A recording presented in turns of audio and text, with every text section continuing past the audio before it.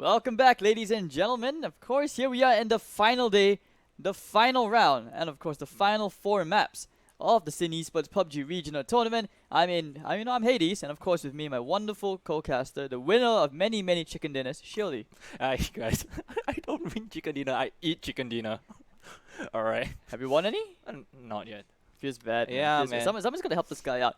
Yeah. Alright, so ladies and gentlemen, if you're just starting to tune in, or I know some of you guys have already been tuning in, excited to find out how your favorite teams, how your favorite players will do in the final 4 maps. As today we complete the tournament playing on Miramar. Yeah, of course. So other things we also should be looking forward to is we talked about potential lots of comebacks. A lot of comebacks, of course.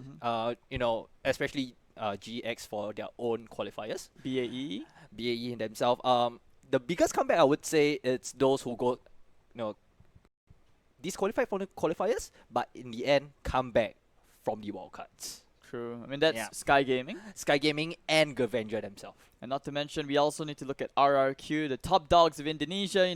Some of you have been typing in Viva la RRQ inside that chat, and we know that, a lot of Indonesian fans supporting one of the biggest organizations in the Indonesian esports scene. But before we go more into, in this final day, let's Of also course. recap all the qualifiers from day 1. Oh, So basically, okay. like all these teams, how we got to this very point was basically we get individual country qualifiers, and then the top 2 teams from each qualifier Yeah. made it here. Actually, for the mixed qualifier, that's where GEX and ASEN Gaming came in. Then you look at the Malaysian side, you had MBT, BAE with the amazing comeback, Of from the course. second half of the table, that one final map, which pushed them all the way forward. But were there any of these other teams which stood out to you from just the qualifiers? I would say, when we are talking about comebacks, and for me myself, I've been a very huge fan of Ronin and RRQ because they are one of the few big teams in Indonesia. But at the same time, it still falls back to the wildcards qualifiers. It really shows how much the team put in effort into it and trying to get back into the game, into the finals. And there we go. Sky Gaming managed. If anyone who is watching just this game, that Sky Gaming actually topped the chart, and this is amazing. And Sky Gaming, the other thing amazing about them is the way they've been landing these amazing shots. You can tell these guys very aggressive, no hesitation. There've been minimal hesitation in the way they've played. So okay, yes, just one last time for you guys. Let's just quickly look at the schedule to show you how this went on over the course of the past few weeks. It's been absolutely amazing. I mean, Dota 2 and PUBG have both been going on, and so you start out with Malaysia, Thailand, Cambodia, Philippines, Vietnam. The mixed qualifiers between Singapore, Taiwan, Myanmar, Brunei, followed by Indonesia. And that was where we had the 3rd and 4th place teams play in the wildcard qualifiers, where the 1st and 2nd teams, they made it into this regional playoffs.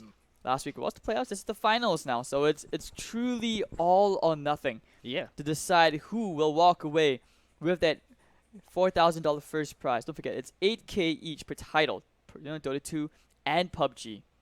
That's a lot of dong, I believe. Yeah, of course, there's a lot of dongs for everyone who is sitting right here. We hope that we could get the dogs.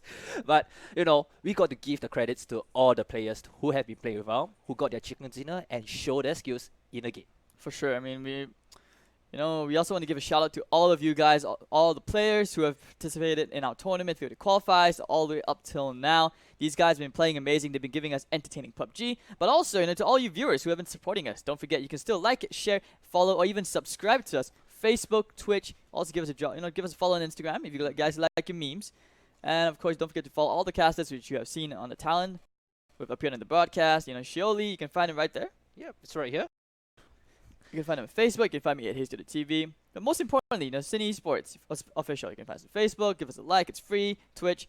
You have Twitch Prime. All appreciate it. Any proceeds will go into the stream production to make it even better. Yep. And also, if you guys have any comments, let us know what you guys want to see for next season. So we know that what you guys want. We'll see if we can make it happen. Of course, we want to try and give you guys the best viewership experience possible. Oh, All yeah, right. man. Oh, yeah, by the way, Hades, Facebook, do they ring me on something? It's your birthday. Thanks, man. Thanks, Oh, man. happy birthday to you, bro. Thanks, Oh. guys. Chat, please do a shout out. Say happy birthday to Hades, man.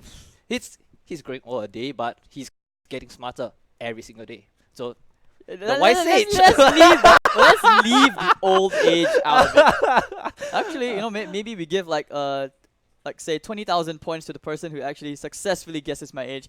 Well, there's only one. It's easy for you guys. That's the first one.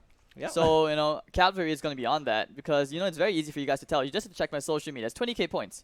Yeah. Easy clap. All So- right. So Where the gamblers at? yeah. Oh man. Okay. So right now the plane has just took off, and we should head into the game first. Let's go. Of course, map 5 about to begin. All right. So we What? have the Map 13. mate 13. All Do we have to right. count it like that? We don't have to count it. Okay, map 13, fine. My observer likes to always harp on that about the number of the map. But I like to say, you know, this is the finals week. Finals and regional players should be separated.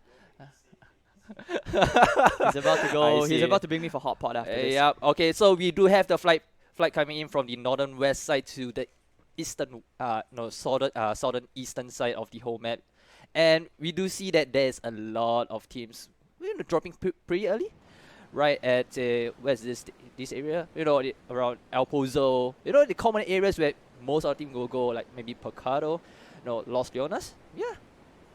And you look at the gaming room starting at Alcatara, like you said, you know, very early drops. No one choosing to go to La Cabrera.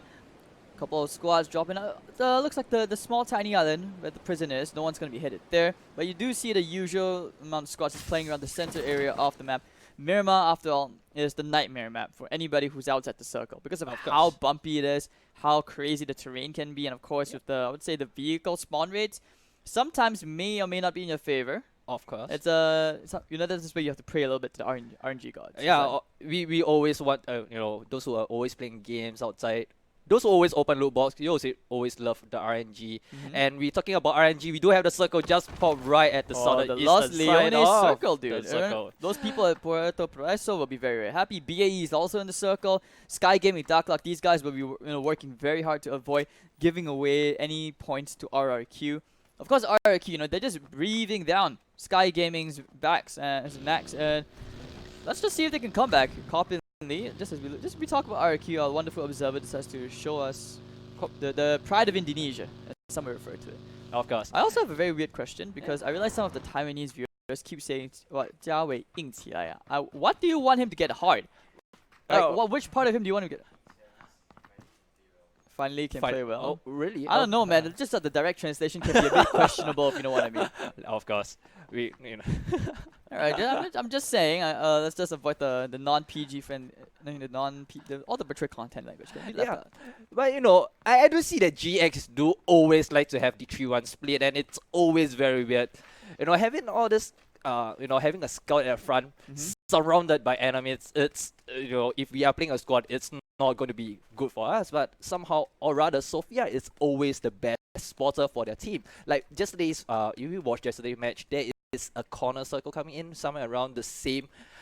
It's about the same circle where, you know, this current map is, and Sofia managed to spot out a lot of enemies. Meanwhile, Nefahor, BAE fighting off against Victim Reality. Misery queued ever so low. He has to start using the first hit up. M0 going for the push.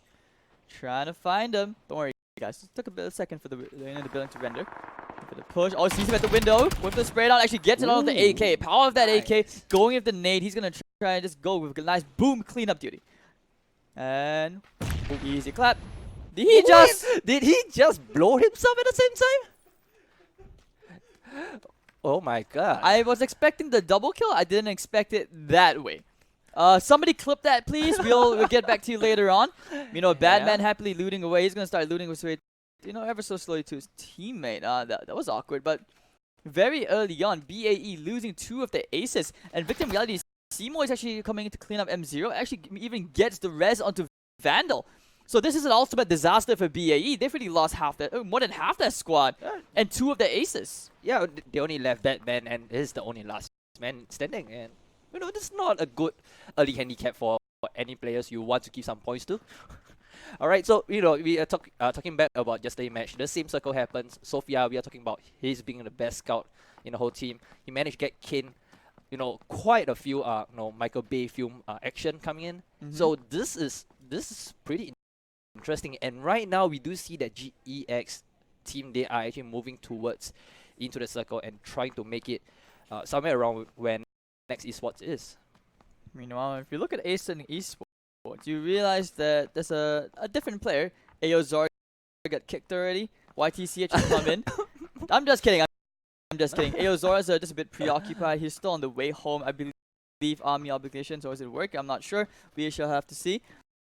So, you know, YTCH, also not a talented player. I believe he did play in Tilton or Kill in the Singapore qualifier. So it's good to see that Esports are able to find players. It goes to show that despite the placements, there's still talent in the tinier countries of the Southeast Asian region.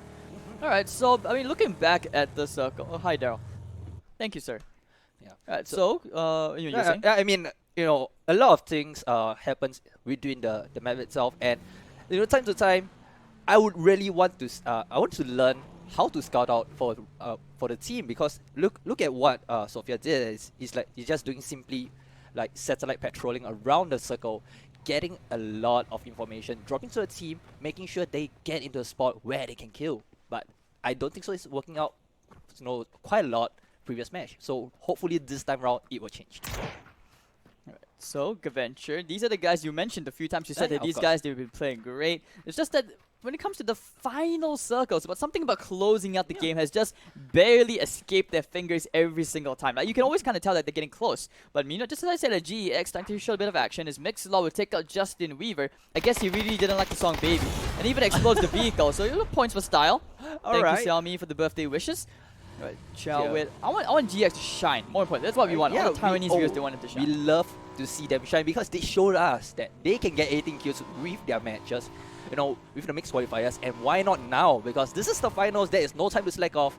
Let's get into the game. Let's kill something. I'm not 18. That was a good attempt. We got a couple of good guesses. SGD BC10. Well, Sky Gaming Dark Luck. Why did he? I guess he's just doing a test fire again. Yeah, or if not, he's just no, wasting some ammo on the floor so that no one will be able to pick up. Oh, and a lot of things it's happening right now, and we do see that a lot of teams, especially team Next Esports, they are pretty far away, and I guess they are trying to gatekeep anyone who is coming somewhere around the western side of Los Leones. And I don't see anyone coming from there because the choke point will be at the northern side of the map. And not to mention, I mean, like you said, everyone's just moving into the northern side. It's a very dangerous zone basically. Yeah, it's a super everyone, and moving to the center, that's where you have, you know, you Los Leones, but everyone's kind of left the big city already. I've even noticed they've actually moved towards the northeastern part. Cerberus Esports actually taking up shop very near Gaventure. And we might be seeing a fight between some of the top squads already, but then again, you know, all these guys top-notch teams, they may have decided to just relocate as they are kind of split up just a little bit, or just could be looking to hide the vehicles as well. Obviously, you don't want your tires to get popped. And just as I say that, you know, when you want to hide the vehicles, you know, just a couple of bullets raining in, saying hi. Of course, you know, when we talk about, you know, Cerberus and, you know, Gaventure, right beside them, we still have Victim Reality and Sky Gaming at the same time. Jetsu? Well, Jetsu, did he just? I guess that is quite a knock. So that's probably got out of the car a bit too slow. Okay, yeah. What's up, bro? But you know, there's an ambulance coming in with the Marado. You know, it's not a Marado. Oh, I thought it was a Marado. Medic. All right, we got it. We got it. Yeah. So Jetsu's gonna be okay. MBT. Let's take a look at MBT if possible. I do believe they're towards the left side of Lab Bandita. I mean, Darkest and RosXD, they've been struggling to find their momentum this game. It seems like they haven't been able to match up to the pace of how fast these teams start to move once the circle starts to close. And here we go. Oh, RRQ! Oh, that is some nice They shots. take out Ultra Boy, but no, we're looking at the figure about RRQ Company. I think they may be looking to find something else. Oh man, they spotted out, and Ultra Boy managed to be deleted by they get the lead, so RRQ, that's one more point. That's gonna be, you know, proceeding to the cause of fighting for first place. You know, who wants second place is basically the biggest loser, right? Nobody wants that. All right, but of course, while we are talking about kills, we do have the circle just popping right. You know, it's quite dead middle, but it's not. It shifted somewhere around the eastern side. Look at that shift. Yo, if this is a beach circle, I want to see that. I want to see everybody fight like crazy. These compounds only going to do so much. Sky Gaming taking a few shots at the bike, which just kind of drove past that compound. They're going to be okay. VirusX will be very lucky. They could actually just drive down the coast, enjoy the view, might even see the care package. Gao going for shots in the air. The stun man. Seriously, he's actually going to survive this. Tap, tap, tap, tap, tap, tap, tap, tap, tap, tap, tap, tap, tap, AKA gets a bit of only one damage in. shots, yeah. Actually, quite a bit. It's gonna be about 60% of his HP gone. He's okay. And his armor might take a turn. No, but he's going on and on. And Longk there we go. The delete coming from Longk. I mean, just when you think you're safe, right? Yeah, I thought he was safe. Oh, wow. The curse. You know, we don't even need to say the curse is on. Alright. So, you know, the circle. I thought that Los Leonas would have gatekeepers, but it was quite surprised there's no one. Up in the, can he get the spray down? No, he will not. But that was kind of close. And I'm actually back to the previous guy. Oh, Gaventure fighting up against RRQ. They lose one more guy, NJRX. He's really been struggling to find his stride. And they're gonna be taking quite a fair hit. As RRQ, more frag points. You know, if you're Sky Gaming, you're just a little bit concerned that RRQ are finding the tiny frags, the tiny picks, as they start to thin out the herd, basically. And towards the center of the circle, you can see the gaming room very close to Ronin, just right outside of Puerto Price. So here comes the. Did somebody say I'm 32? What? Happy 22. I'm not that old. Well, while we are talking about age, you know, we do have Jackie getting a knock on Kelps. So, you know, I hope that he gets the delete so that the points will start telling the out. camp is real. Yeah, Kongxia, he spins! Gets one knock. He's gonna get Aaron T. Can't get the delete. They have to go for the push. He's gonna go for the nade. Here comes the follow-up. It is going to come Aaron in. T. And there we have the nade. Kaboom, Boom. maybe. Oh. Aaron T. actually crawled away to safety in the nick of time. YTCH with the push. He was very low, and they will get a nice easy kill. One extra point to Asen Esports. As Cerberus Esports, meanwhile, they'll be their turn to start pushing away. And BAE is out. Yeah, BAE has Nani? deleted, very early. He was actually, I think, fighting Gao Gao, if I'm not wrong. That's where we start screaming away in Japanese. Meanwhile, the gaming room facing off here as Aaron T goes down one more time. YTCH, the stand-in, actually shining here for Asen Esports. As they look to try and come out on top of this. KH, they got the delete. Aaron, not today, sir. Most unfortunately for him. Trying for the nade. It's not going to connect. No one's actually trying for the push, which is extremely weird because they have the numbers advantage, but oh, this is just not that good. Not going for the heal. Going to try to hold the angle from the high ground. YTCH not able to find that knock. Oh, here comes following up Nate. Oh, no, it's a molly. Alright, so it's going to be, you know, 3v2 holding the high ground. Oh, he sees him. KH going for the spray, but YTCH held the angle perfectly. They find it. And Bobotaro, actually, he's going to get naded by Saab. This guy's been shooting hoops. He gets all the Kobe's he wants. And now someone's vaulted out. Oh, YTCH MVP. And the gaming room is eliminated. Meanwhile, Robot CK, while we're fighting off against Gaventure, they're just not finding anything which is going their way. And they get the delete as well. Yeah. You know, right now we do have the circle just pop at the middle of everything. So, it's pretty okay. Most of the teams are pretty fine. You know, hopefully that Victim Reality will gatekeep whoever is coming in right now because it's the best time for you to do it because Asen Esports, they are pretty low, their utilities are down, and you know, pretty much their armor is also down. So it's good chance for a good kill. But of course, they have to really look out for MBT because they are coming right beside them. Oh, sorry, thank you, you're close enough. You're actually really close, you're not that far off, but technically still not right. Keep guessing, guys, keep guessing. You can do the math. Easy math. VirusX. Actually, one thing I wanted to highlight is that as the circle gets smaller, do you think it's even possible that we see it just right outside of Puerto Price? So I think that could be fun. That would be crazy. You know, I mean, we are looking at circles that are weird these days, and you know, sometimes you know in MPL we do have the circle popping right at the middle of Picado. It's just crazy. You don't usually get. I want to see that. I just want to see like you know the fights around the building because that's always fun to watch. Let's go Rex. Now it's now or never, boys. It's time to shine. This is the last time to make it right, man. This is the last chance for them to shine. They have to make it happen, whether they like it or not. Yeah. RRQ actually gatekeeping Gaventure as Churex and Rain Zero towards the most western part of the circle. And I mean, everyone's looking for a journey to the west, right? Yeah, but of course. Looks like they're not gonna get any luck. You know, while RRQ is actually gatekeeping Gavengers, they are also pretty much trying to pick a fight with Seko.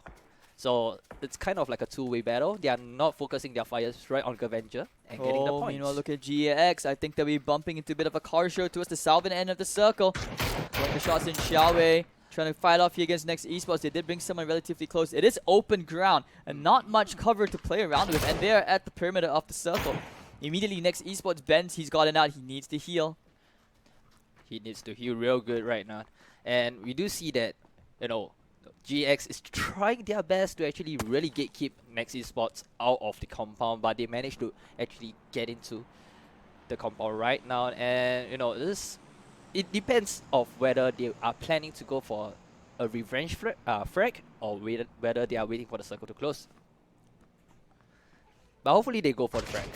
We shall see, we shall see. RRQs to tapping away at Gaventure. They are relatively safe, so it's a bit of a hard call to see where they're going. I mean, everyone's kind of spread out away from each other, so as Phase 3 is about to enter the 4th circle, that's going to be a bit hard. And meanwhile, this is a 4x. It's not easy for RRQ, no matter how good your aim is, because of the bullet drop and all that. Mirage just that hard. It's quite annoying. Yeah. It is the map of snipers, after all. Of course. And we are talking about, you know, Miramar is the map of all hues. And there we go. Shifted again. They have to move. VirusX. Nivey is going to find himself a very nice care package. Ghillie suit AWM. Oh my The big daddy gun. And now that's what I want to see. I want to see him shred. Because I have yet to see a good ARM game from any of the qualifier games at all in this tournament. Maybe this is it. Maybe in this final day, in the final 4 maps, we can start to see some big shots coming in. And you know, if we look at the map right now, we do really see that, you know, GX, they are having a hell of a good time, because they can rotate anytime they want. Because they have Chawei taking off on the top mountain, they can actually get a shot on Gaventure at the same time. They could get a shot on next Esports, but don't be greedy. Just go for the transition. Cerberus Esports tapping away with that Mini 14. They're keeping up Victim Reality, or trying to at least, and they're also trying to keep out MBT, who will face down. They have to climb down the mountain in order to make their way into the circle. But they're going to take this chance as Cerberus Esports are peeking the other way. K-Bat's going to try to bring their vehicle in. Victim Reality and Sky Gaming. I love the transition coming from Victim Reality. They don't give a crap of those two teams stuck at the middle. They just drive through, get a mountain, you know, parking right beside Seko right now, and I think there's a fight going to break out very, very soon. Alright, so looking at that, Xiaowei with the 4x on the Mini, still trying to tap away. Gaventure, they really need a bit of luck, but somehow they've made it in just because of their ridge. Rainzira even has the buggy. Oh, they're going to be very happy with this. It's just moving further in now. That's going to be a bit tricky. And it looks like the rest of GX will be looking to try and push their way in. They want to fight, I think. I think they have to fight together. It's 4v2. They should suspect something's up. They haven't seen that many heads. You know, VirusX tapping away onto Asen Esports. It's Asen, you know, can the Singaporeans finally band together with the stand-in. Jackie will actually take out one member from the side of Victim Reality with the nade. This is where they start to push. They're all in the same spot. This could be pretty big. The smokes are there. The nades, Jackie. Scar, see somebody at the head. We start tapping Array, looking for the spray down. Gets the headshot. Nice. Can he find the second one? The last member, and there Jackie with the flank. Victim Reality taken out in 12th place. Oh man, Seko, they are finally getting back into the game. You know, the previous few games they are not performing very well, and now they are trying to get back into the game, and they are doing well. RRQ, Voldemort taking out Rain0, and Victim Reality is such a pity, right? Because they're so used. Usually, like yesterday in Irango, we saw them basically destroy a lot of the hopes of the top few teams, the top 5 especially. But this is not one of those games, as Saka will basically, you know, they'll do everyone else a favor for now. Yeah. I mean, for Victim Reality, they love to go into a third-party match, you know. And after that, they will go siege after siege onto other teams when they are down. So this is Cerberus Esports fighting off here against MBT. Like I said, they have to climb down the mountain. This mountain is going to seem like Mount Everest to MBT. It's just so hard, and that's why often climbing the mountain, it may seem like a good idea because of the high ground advantage, but just from the circle, they don't even know what they can do. There's just no vehicles. They probably don't have enough meds. As Cerberus Esports can just shoot away. It's a turkey shoot. Ace and Kane taking out VirusX. And we'll even find the second as well on the side of Kane. Bobo Tower going for the push. They get to the lead. YTCH. They're looking very good here. All 3 members of Ace and Esports still alive for now. And they're going to look for the push. Try to clean out VirusX. 2 members remaining. The circle is shifted again. It's going to shift even further away from Puerto Paraiso. And we're going to see, yes, Liam finds two people peeking his way. Not easy, as they're holding the angle at that very narrow window. There's a lot of fight coming in from the north, south, east, west. You name it, we have it. And it's not looking good for Cerberus. Headshot. That's not good. That's not good. Oh, man. Yeah, we're just wondering how he's going to really escape from this, because he's the only man right in this particular shed, and Red Dot they are not getting a lot of line of sight onto the other. He probably doesn't even have to worry about this just because of how many his teammates are just holding the other angle. Yeah, 27. Yes, Arset, you're right. Okay, 20k points to you, I guess. Well, congratulations. Nice. I'm not 32, guys. Alright, but of course we are talking about Sophia being the ultimate scout over here, and they managed to actually source out for next esports, and here comes some shots. Kane finds one. EVOS down and be deleted. Well, Are they going for more? They have to. This is such a big advantage if they can find next. They should suspect that they're very close. Oh, Kane, don't peek. Oh, that's scary. That's very scary. Xiaowei also coming in. They almost lose their footing right there. You have to fight and move at the same time. Meanwhile, oh my god, this is a disaster. YTC has taken a Bobo Tower to fall to Na'Vi as VirusX. They start to light up the skies. Oh, here comes lighting up the kill feed. Mixlog looking for the nade. Company will take out Dark Gas. Oh, beautiful nade. Mixlog goes down. Kane fighting Tonke. ST Benz getting Xiaowei. Now going for the push. Trying to finish the last member left. Xiaowei is already taken out. Can he find Benz? Oh, they get the delete. So it's going to be 3 members still alive on the side of GX. Bobo Tower going down to the circle. Kane on the run. Taolai going to shoot him down. Can he find a 3x spray? Down. And Ace Esports getting out at a respectable 10th place. And RRQ Bulgar trying to shoot here against MBT. Looks like MBT under heavy fire from 2 squads. The top 3 on the leaderboard: Cerberus Esports and RRQ. And Darkaz, meanwhile, has to try and heal. But beautiful nade from Company. Nice. With the magic. Raining fire from above, and not something they wanted. So Company, they have to go back to the compound. They're still relatively okay. A compound each to both these 2 squads, but it's not inside the circle. 8 squads remaining. Oh man, I hope that Mixlaw will be able to get picked up by Sophia, because right now Seiko, it's okay, my bad. Oh man, managed to get a delete on Mixlaw. Gao, beautiful nade on Taolai. We haven't seen the yet. It's been a very quiet. No. I haven't heard that big boom. Boom, yeah. Na'Vi, Ghillie Suit has to run. He's actually gonna be the snake. This is very painful. He's gonna run very far away, as far away as he can. But the good thing is, because he's so near the circle, he's still gonna be okay. I'm pretty sure he suspects that people in that compound, but there's no one inside just yet. And look at that shift. Oh, oh my god, Sky Gaming, they are moving together, and they are just right beside Jetsu. Old man, Company, taking out Sophia. They find one. Kane, that's big. Can he find the second? He needs to give the magic out here right now as Mixlaw and Sophia all dead. Xiaowei also down. GX, can he do anything? Going with the nade. And old man, he was behind a rock, so he's gonna survive for now. Robot CK, they have to take this 2v1. Meanwhile, Sky Gaming, Darklock still comfortably in the center of the circle, fighting off here against Ronin, as Ronin actually just got eliminated. Down goes Cheesy Kimbap. Oh man. Oh wait, there is still Jetsu alive. Wait, what? He's getting a lot of I just saw the Ronin notification though. Alright, so never mind. Sorry about that, tiny bit of mistake. Yeah, but Cerberus is actually getting a lot of shots on very heavy fire. Jetsu. He's taking so much damage. But he has the meds. Oh my god, look at 1 HP. But we do have Gao just creeping out on his back and trying to get some shots coming in. There we go. Might have seen him. Spotted. And there we have it. Ronin has been deleted officially. It's hard, man. It's so hard. Kane, Mino trying to get the taps here. Oh, fire from behind. And Gaventure, well, third party this. Down goes Kane. Finishes the job. That's cleanup duty done.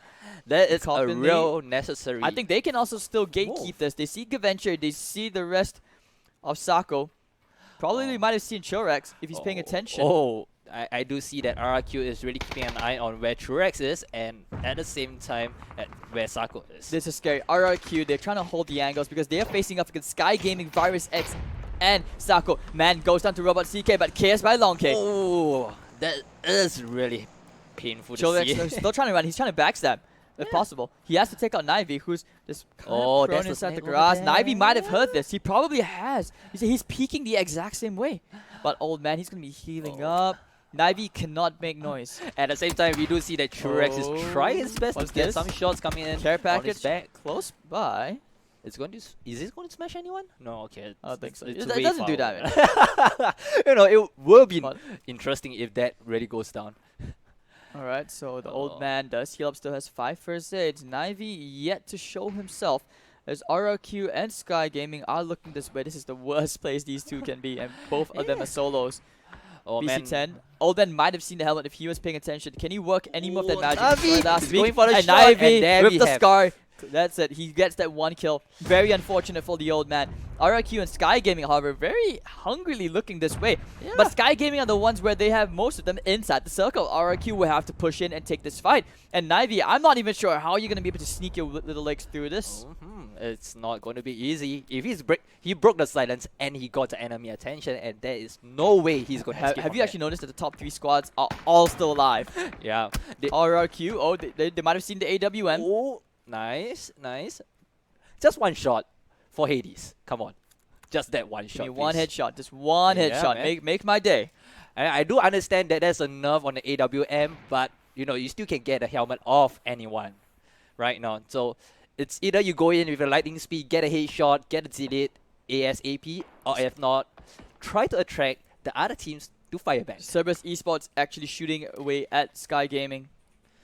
Oh man, you know, it's really nice to see that there is you know 3 teams with 4 men alive, and it's very rare to see all this coming in at this kind of circle. They don't see anything. All they see is a smoke. Oh man. But they're all inside the circle. Oh, here Tap, comes tap, Untouched. tap. Lee up, shooting with it copyingly. And no damage given out. Yeah. So it's still going to be very even. Copley, Nivy, however, is just all the way at the back. He's like, grab some popcorn. sit back at the games, cheating around. He needs to let them fight. He needs to Yeah. let them take it. All this third Die. party. Copyingly. Oh, that was close. He fell very low there. We saw him less than 15 HP. Yeah. This right now, it's not about your luck. It's about your mechanical skills. How are they going to get the shots? How are they going to pick? Trying to hold the back just in case. Just the spraying away. This is about making the circle as slow as possible, and that's why you want every member that you can get. Oh man, we do see that Southpaw managed to spot out someone, somewhere, we never know. But they heard Coach shooting around somewhere. And he's trying to creep up right around them, I hope. Silence is golden right now. Look at the way they're shifted. They're holding their formation. This is such a nice spread based on the terrain, all these squads. And even, look at Man, he's just holding the flank just in case. Voldemort, however, taking a heavy fire from Ace. Loses a quarter of his HP, so he's still okay. But they still haven't spotted Knifey. This is absolutely insane. This circle is going to be insane for anyone who is moving to RRQ, because Cerberus have to For the move nade. Will it do any damage? It might! It might! Oh, man! Half HP. They saw Almost that there. very closely. Oh, Cerberus have to go for a retreat. They have Going to for know a- as well because they for were so redeploy. close. Yeah. Meanwhile, Sapao looking the exact direction of Cerberus Esports, as they are the ones who are not inside the circle. They have to fight their way inside. And this circle is so painful. Every knock matters right now. VirusX, Nivy still holding inside at the southern end of the perimeter. He's still okay. He's still safe. They seem to have forgotten his presence. You know, he's a ninja within a ninja, so you expect a lot from him. And you know, the previous games, we do see that he is the ninja for harder games too. So he's good at hiding and snaking a lot of people when they are not. Cerberus are going to start pushing in. They have to bump into Sapao if they can just take that one knock and force Sky Gaming to just relocate back to the northern end of the circle. I would say that this is Pushing not together. looking good. Oh, this could be pretty. This actually could turn out good. Surely, look at that. They're pushing Sapao. They might be seeing very soon. Go for the spray down to get the knock. Ace finds it. That's the opening, and this could be the beginning of the end for Sky Gaming. Or this could also be the part where they're blessing this guy's tactical feat. You never know. We've seen this loads of times. And Cerberus Esports actually backs out. And right now we do see that RRQ is trying to move towards BC10. He's getting the center spot, trying to spot out anyone as soon as possible. Hey, Liam. Oh, he actually survived. Voldemort will take down Sapao. Sky Gaming caught between 2 squads. Ace trying for the spray from far. It's not easy. Gao will take out Liam. All 3 squads members dropping like flies. And Liam, can they get the rest inside the smoke? Sky Gaming and Cerberus Esports, basically RRQ has good ground. They're so far away, and they can shoot whoever they want. Nivy, however, just still untouched. Oh no, Nivy is starting to make a move and trying to get a third party, but he's going to get... So Nivy will actually take down Man. This is where he backstabs. Oh, he got the delete as well. This is pretty big. Nivy holding a holding angle with the red dot. There. Oh, they do get the delete at long last. That's Bogor. But they do lose one very, very important member of the squad. Longk taking on red dot. And Cerberus Esports caught in a pinch. Oh man, now it's Now a Sky 2v1, Gaming also 3v1. losing members. There goes the nade. There goes the boom. Ace still alive. Coach will have to try for the res. Sky Gaming are forcing this very awkward spread. Oh, They yeah. don't like this. RRQ have the advantage. They have the high ground. They should just spray it Through down. the smoke, not able to find anything. Can they get the res? It's almost impossible. Coach, prone. They're looking for it. Copy. Do you get the final? Do you lead here onto Ace? It's Coach. Did you get him? Oh, Yes, there Coach we taken go, out. the It is delete. going to be RRQ against Sky Gaming. Everyone spraying away. Come on, Velzomor, you can do it. And they want to fill his body with bullets. BC10 gonna try to heal up. He's gonna get the first hit up in the nick of time, Yeah, but they get the grab it. spray down here. He's solo Bogo with the finish. Nice. And that's BC10 taken out. RRQ will push even further for first place. Lovely tactics from every single one. You know, this time around, I would say that this match is much more professional compared to the previous few. That, you know, it's kind of like a pub match at the start. You know, usually when we are, you know, looking at the first match, it's always like a pub match because everyone start dropping down. They'll start killing each other. Don't care what happened in the world. I will just knock you down, get a delete, get a white. It's just so close. It Like, was so close. It was ridiculously close. Like if you look at the the ending scoreboard, Yeah. I believe you had like 13 frags on first place. Second, not that far behind, but close to like 7 to 8. And because second place placement, they may still have a very narrow lead. The sides of being, you know, for first, second place. That's the Yeah. difference. Third place. I mean, that's unfortunate for Cerberus Esports. They were actually pushing really nice for second place as well. Of course. Frags wise, they're down to 3. That's gonna cost them quite a bit. Quite a bit. But of course, I got to give it to Sky Gaming. They managed to counter ambush Cerberus. You know, when I was watching Cerberus, and they are trying to flank them from the back. But, you know, Sky Gaming thought that, you know, they are coming from the back, so why not let's counter back? And there we go. We got Cerberus down. Sky Gaming, although they got second, but that's a nice counter. Well, of course, you know, ladies and gentlemen, this was only the first of the 4 maps of the last day here at the Sydney Esports Regional PUBG Tournament. We have the updated leaderboards coming up for you guys in a bit. Shout out to all our partners. Now, Singtel, Dreamcore, Mountain Dew, Split, MSI, Armageddon, and Yahoo. Don't forget to also like to share the stream with your friends. It's the final day. There's only one way for you guys to find out who is the best team for PUBG in Southeast Asia here at Sydney Esports. I'm Hades. This is Shioli. We'll be taking a 20 to 25 minute break. We'll see you guys later. Don't go anywhere. Stand in the way of you and your games. Defeat it with Singtel's 1+1 Gbps Fiber Pro Gamer Bundle and enjoy dedicated gaming bandwidth. Razer's new Sela gaming router featuring zero-weight DFS and instant access to WT Fast GPN. Get Singtel's 1+1 Gbps Fiber Pro Gamer Bundle with WT Fast GPN and Razer Sela router at only $69.90 a month for the ultimate home gaming performance.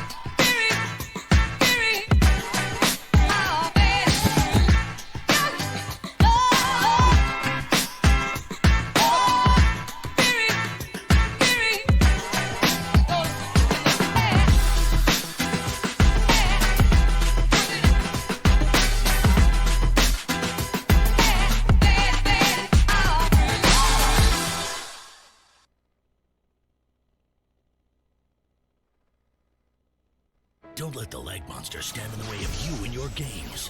Defeat it with Singtel's 1+1 Gbps Fiber Pro Gamer Bundle and enjoy dedicated gaming bandwidth. Razer's new Sela gaming router featuring zero-weight DFS and instant access to WT Fast GPN.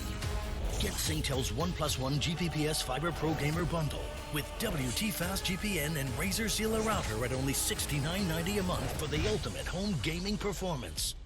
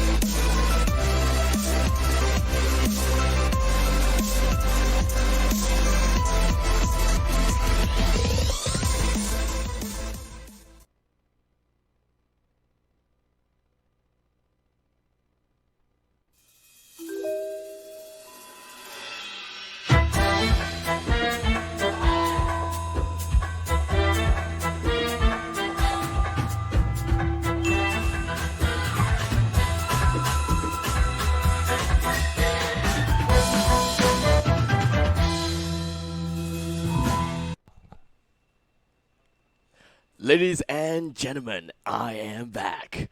Alright, welcome back to to the SEL finals once again.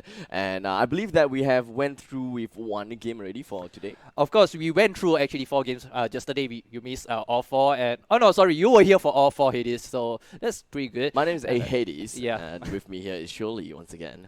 Hi guys. So we went through 4 games yesterday, and just now we have an amazing game. So I do not know whether you have that mirror screen right on at Shrek just now, right outside, right, taking a seat, chilling himself. Hopefully you have all the updates coming.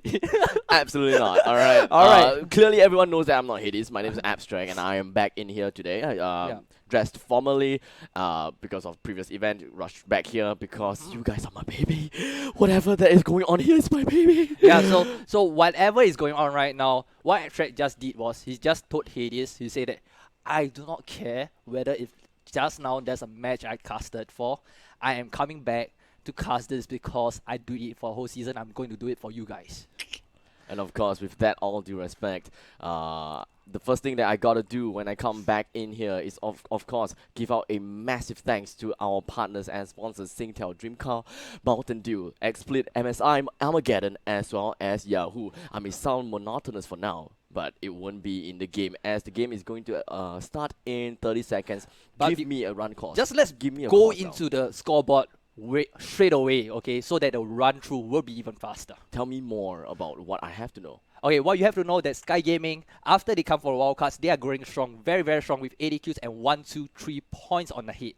Alright, RRQ coming back into the game with 74 kills and 116 16 points at the same time. Cerebrus Esports, they did really well yesterday with 58 kills and 87 points. So these 3 teams are my are the top highlights, but of course we do not forget about GX, Next Esports, and at the same time BAE, because they are pretty much, the swap will be real very soon if they 硬起来.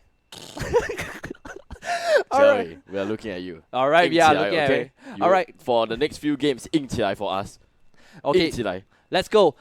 As we talk about 硬起来, the plane has just flew really high right now, and we should just head into the game. I would like to see the point of 硬起来 together with planes. If you like to say that planes are very hard, then you are right about that. You are absolutely right about that. So here we have the plane that's going to be flying from from the north side all the way down to the southeastern side. We are cutting in through of Los Leones, Picado right here, La Bendita in far range as well. Hacienda del Patron is definitely a place that you can go, as well as La Coberia. Alright, we do have the same flight path from the previous game, am I right?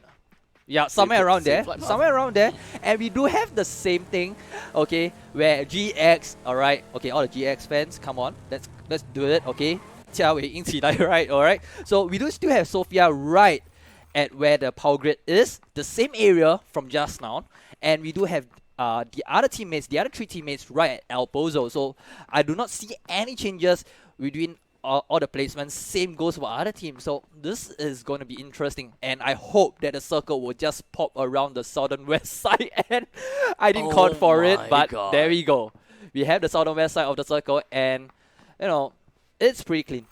Yep, with Chumacera in the center of the circle, covering in onto Monte Nuevo, just a slight teeny weeny bit of San Martin, Los Leones, in fact the entirety of Los Leones. Baia de Mar is up for grabs as well, but I don't think that any of the teams will want to go to the coastal areas of Miramar, because it is at the edge of the circle. There is really no reason for you to be at the edge of the circle when it comes to the first circle. When it's at the 5th and the 6th circle, then it's understandable. Alright, so right now what Ronin has to do is just do gatekeeping, just split into 2-2, get a choke point at Monte Nuevo, sorry, my bad, I still can't pronounce that particular city name for some reason. Alright, but of course, the 2-2 split will be there. Just gatekeep GX, just gatekeep, gaming room for coming in, and make that a choke point for yourself, get some points, and you will keep up with the scores. It does seem like the rotations coming in from the teams might go down south, like literally down south. not figuratively down south, alright? Of course. So we might be able to see Sako to go all the way from the bottom side and then going into the center of the circle close to Chumasera Yep. by using the by using the roads and whatsoever, as you can see. And I don't think that most of the teams would enter directly to the center of circle. Understandably, center of circle is a place where everyone will want to go. Of course. Whoever is in the northern side of the circle, northern side of the map, and probably El Pozo area, La Coberia area, we might be able to see them to make their way to Monte Nuevo or even La Driera. You know, I would like to see that, you know, BAE getting really strong, alright, coming back into their game and get into the fights, because they are aggressive in their qualifiers, and now they are a bit, you know, laying off back on their aggressiveness but going in very passively. So this is a bit worrying for me, because looking at a strong team going passive, it's not working for them very well right now, although they might be around the top of the scoreboards. But now, this is the time for you to actually get a good fight. Yeah, we do have Cerberus that is right in the middle of Picardo, and I don't think that they will be meeting with any form of action just yet. No. For a finals game, I was expecting to have a little bit more action. I guess it is the final game. You usually don't get a lot of action early because you don't want to die early. You don't be the one to get the first blood. And so that is where, you know, how all this works out right now. And we do have Gaming Room sending one man down to scout. You know, just drove past El Pozo. GX not taking the shot. Maybe they are being patient. Maybe they just getting loot. I'm not sure. But they have Sophia getting the hit start, knowing what's happening right in front of them, so that the message will be passed down right. We have Battle Arena Elite is trying to make their way into the center of the circle as fast as they can, even with a Mirado. The thing is, they are driving all the way down south next to Impala, and we do have a little bit of a prayer going along here. Of so course. back to our faces, back into our beautiful faces, Oh, and man. unfortunately we will have to cut that off just for a little bit, experiencing just a little bit of technical difficulties, but of course we will be back with the game very soon.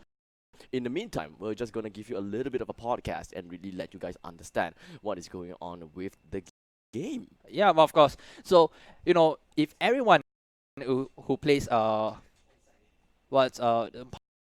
you understand the stress that's going on this player, because they are playing for the money. And right now we do see that everyone is actually heading into the center of the circle, alright, trying to grab as much points as possible. And we do see that GX really starting a fight with Ronin, and you know, they are a strong team.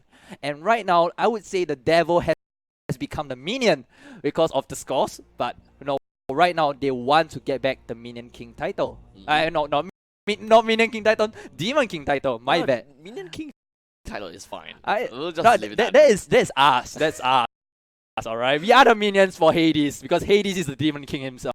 Exactly. Alright. So to let you guys understand a little bit, if you guys remember that the circle cut in a little bit of San Martin, the entirety of Los Leones, but most importantly, they are Chumasera is just a shy bit away from the center of the current circle, right? So wherever that literal center of circle is, that is where most of the team is. And if I can see it correctly, we do have Victim Reality there.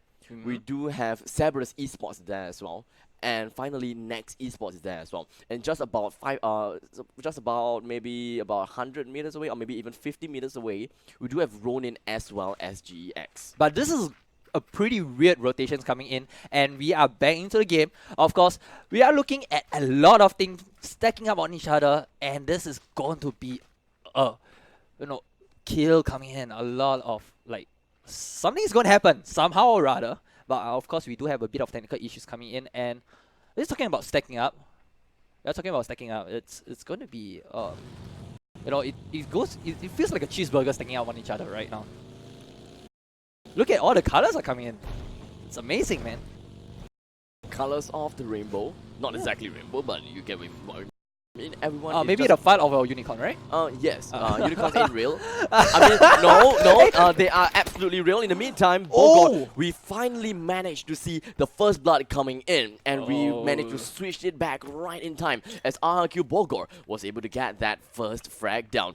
The grenade is going to go down the ridge, but not gonna land on anyone just yet. Yeah, you know, and that is one of Jit Chuan's favorite, you know, player, Lowkey, getting shots. And right now we do see a lot of lads raining down onto BAE. This is not looking good. Also the Marado, and oh no, they managed to escape with a sliver of health. Yes, the sliver of health definitely managed to help them stay alive just a little bit. But ST Bears managed to get a knock onto Misery Killed on the other hand.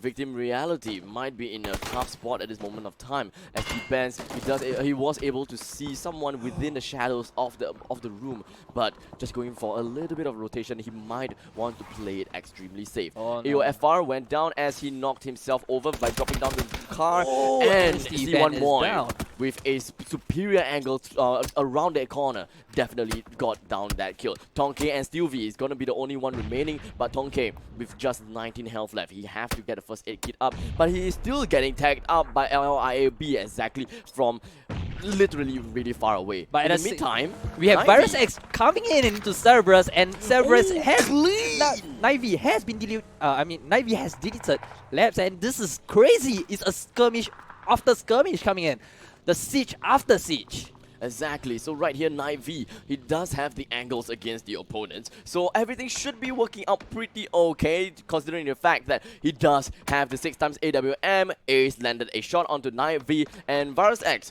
the thing is, he is the scout of the team. He does have the information of where Cerberus is. In the meantime, as you can look at the map, Chowei coming in really hard into the map, and you know, trying to get some positioning right now, but at the same time, Ronin is also moving in, so this is not looking good for any team who is stuck at the middle of the whole transition right now.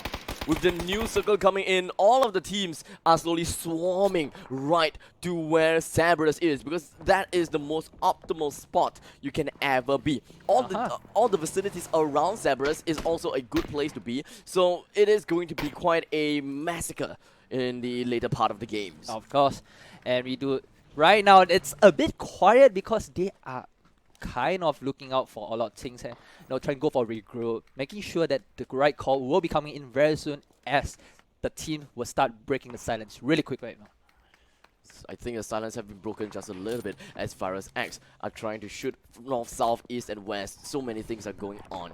And Taolai actually received like half HP down. I'm not exactly sure exactly what happened there, but never mind. Let's take a look a little bit more on Asen that is putting themselves at the southeastern side. They are making sure that they do not get clipped off in the middle of nowhere, but they're pretty much safe. They are very, very safe. Yeah, safe. They're playing at the edge of the circle, and knowing the metagame by these players, none of these players plays at the exterior of the circle. Okay, right now the gameplay is having the terrain on your position, on your hands right now to play with, because it is really depending on that particular moment. And at the same time, if someone's gonna flank you, it's usually the situational dependence, and it's up to you to go for the call whether to retreat or to go ahead. At the same time, yeah. So okay, we do have the silence coming in again.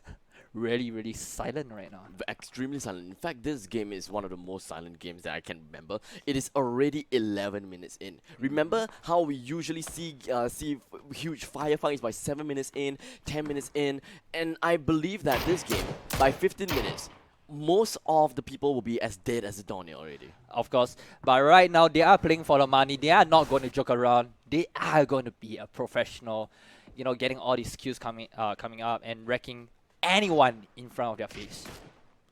And here we have the circle slowly closing in into the current circle, and then we will be greeted with phase number 3 in 30 seconds time. In the meantime, we're taking a look at Gaventure, splitting it a little bit into a 2-2, And what lies in the middle of them is just a plain empty road. Making sure that they can catch each other's sixes. For Gaventure, they have the eyes against SGD for now. And for T-Rex, they can look down onto Next Esports to make sure that Next Esports do not push right in front of their compounds.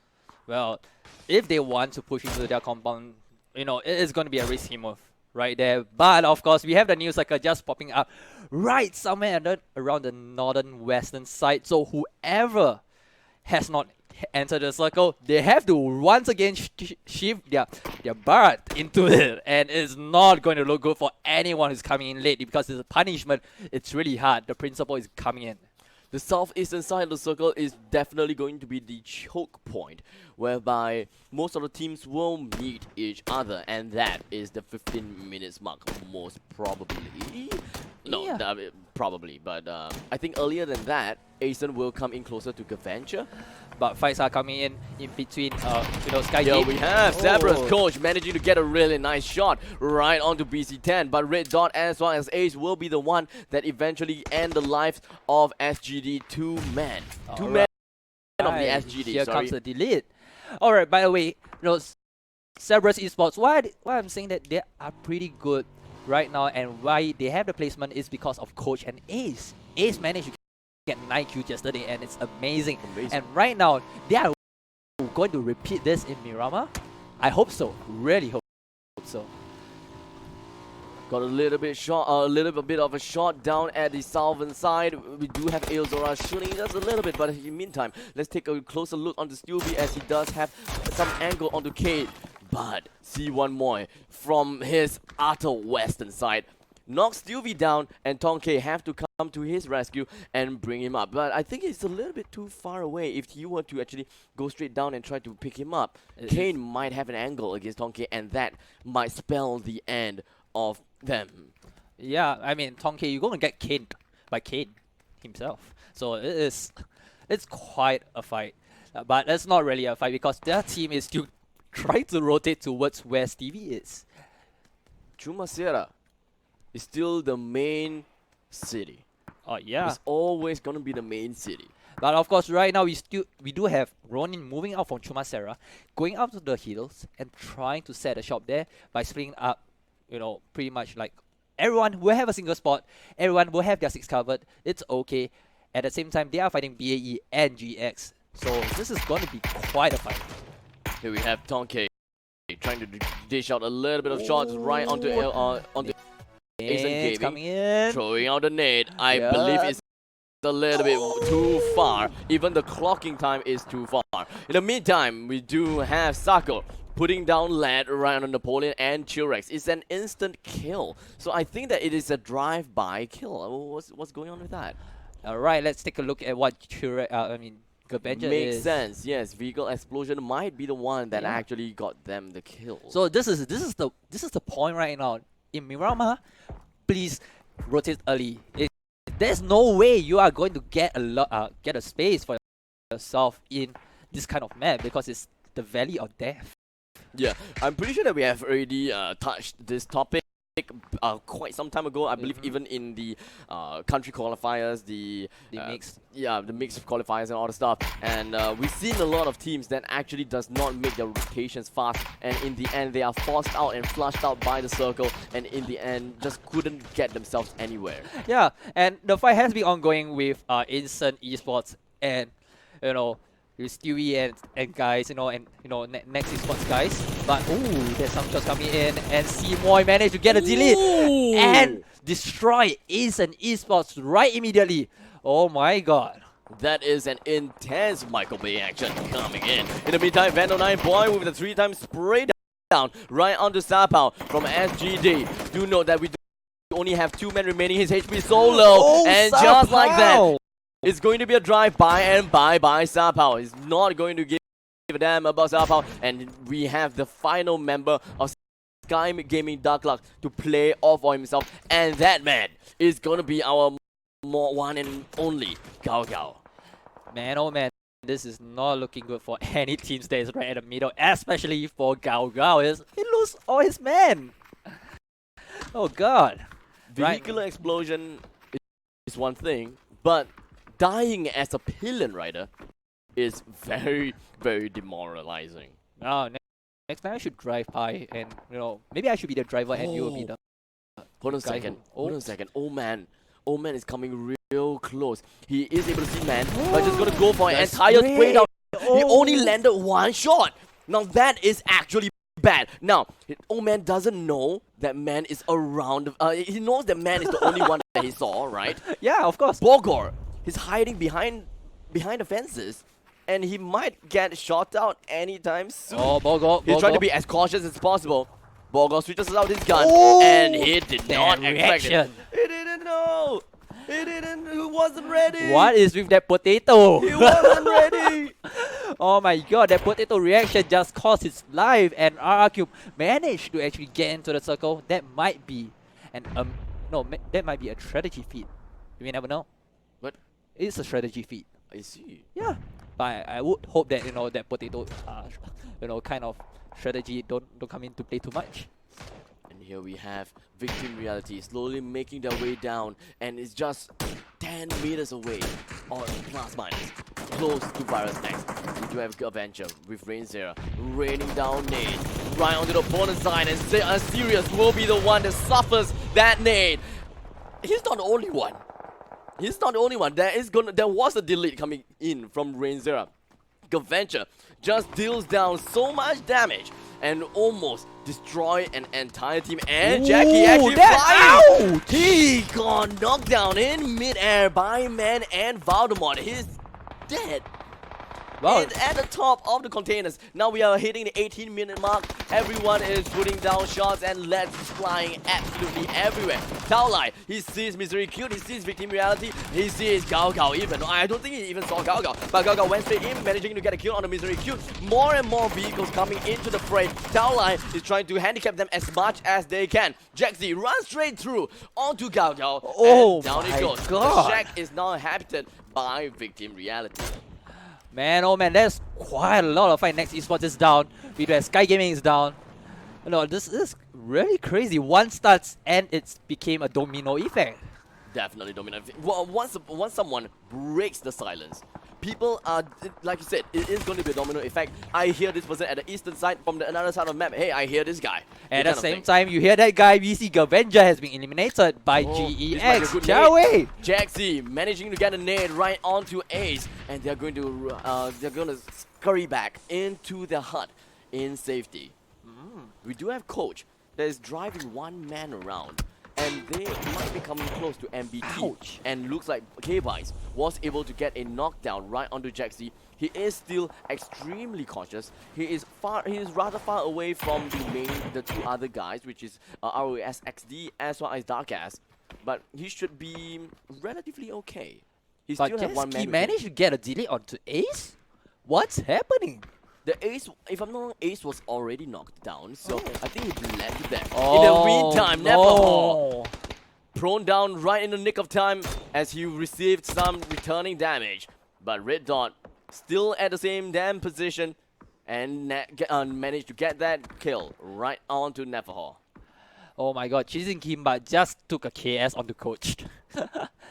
Neverhall, thanks for the He's kill. outside of the circle, and there is no way that he can get himself back in as Taolai deals down the finishing blow on Neverhall. The rest of BAE is slightly inside of the circle, but in between them, there should be one man around. Oh man, just going to take up all the damage from Jaxi, and here comes the nade by his own nade, and he's just gonna die just like that. Victim Reality, Jaxi takes the point away from everyone else. At the same time, Cerberus Esports has been taken down and wiped by BAE.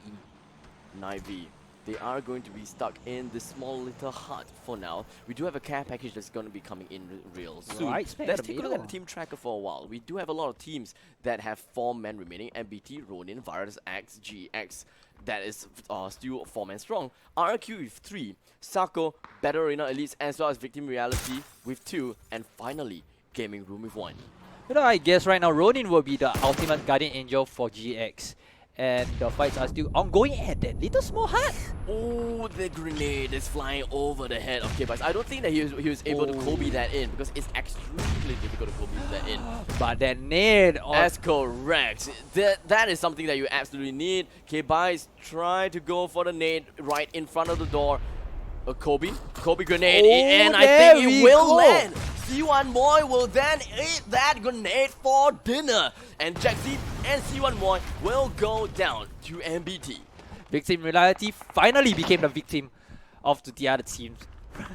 That is not really good. That is absolutely bad. In Yeah. the meantime, VirusX with all four of them still remaining, they have a good compound for them. Ultra Boy UB just went down with an entire spray down onto Man, and RRQ with one man down. It is going to be pretty grim as Kopin Lee takes up an angle, put up a strong front, and might want to go for that rest for Man.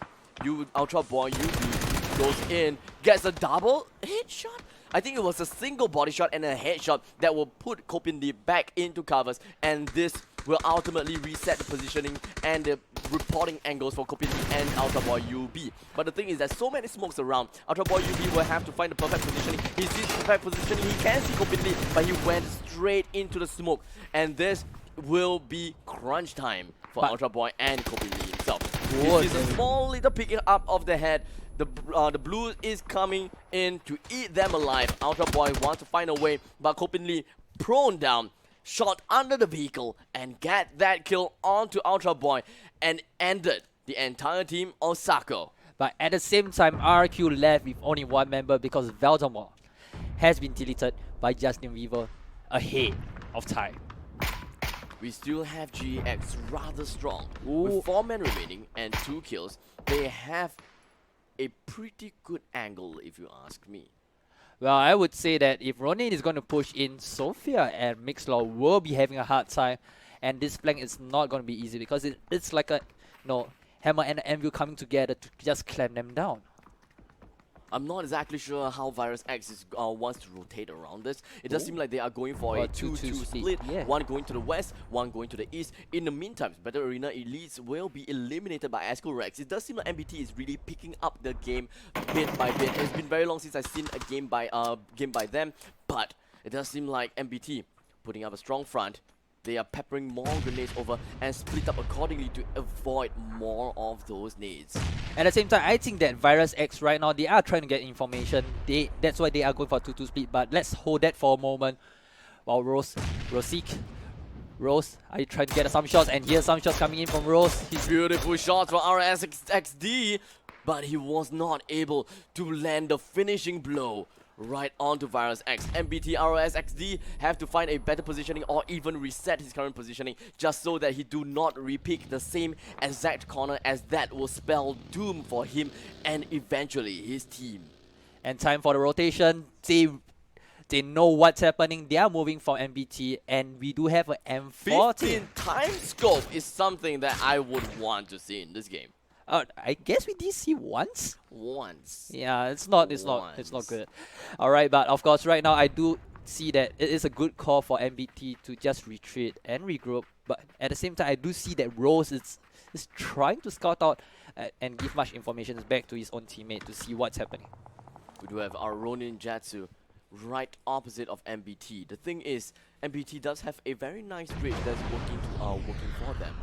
Making sure that they are the ridge is in between of themselves as well as Ronin. So Ronin have absolutely no way to see MBT. So MBT only have two areas to cover: their east and their west.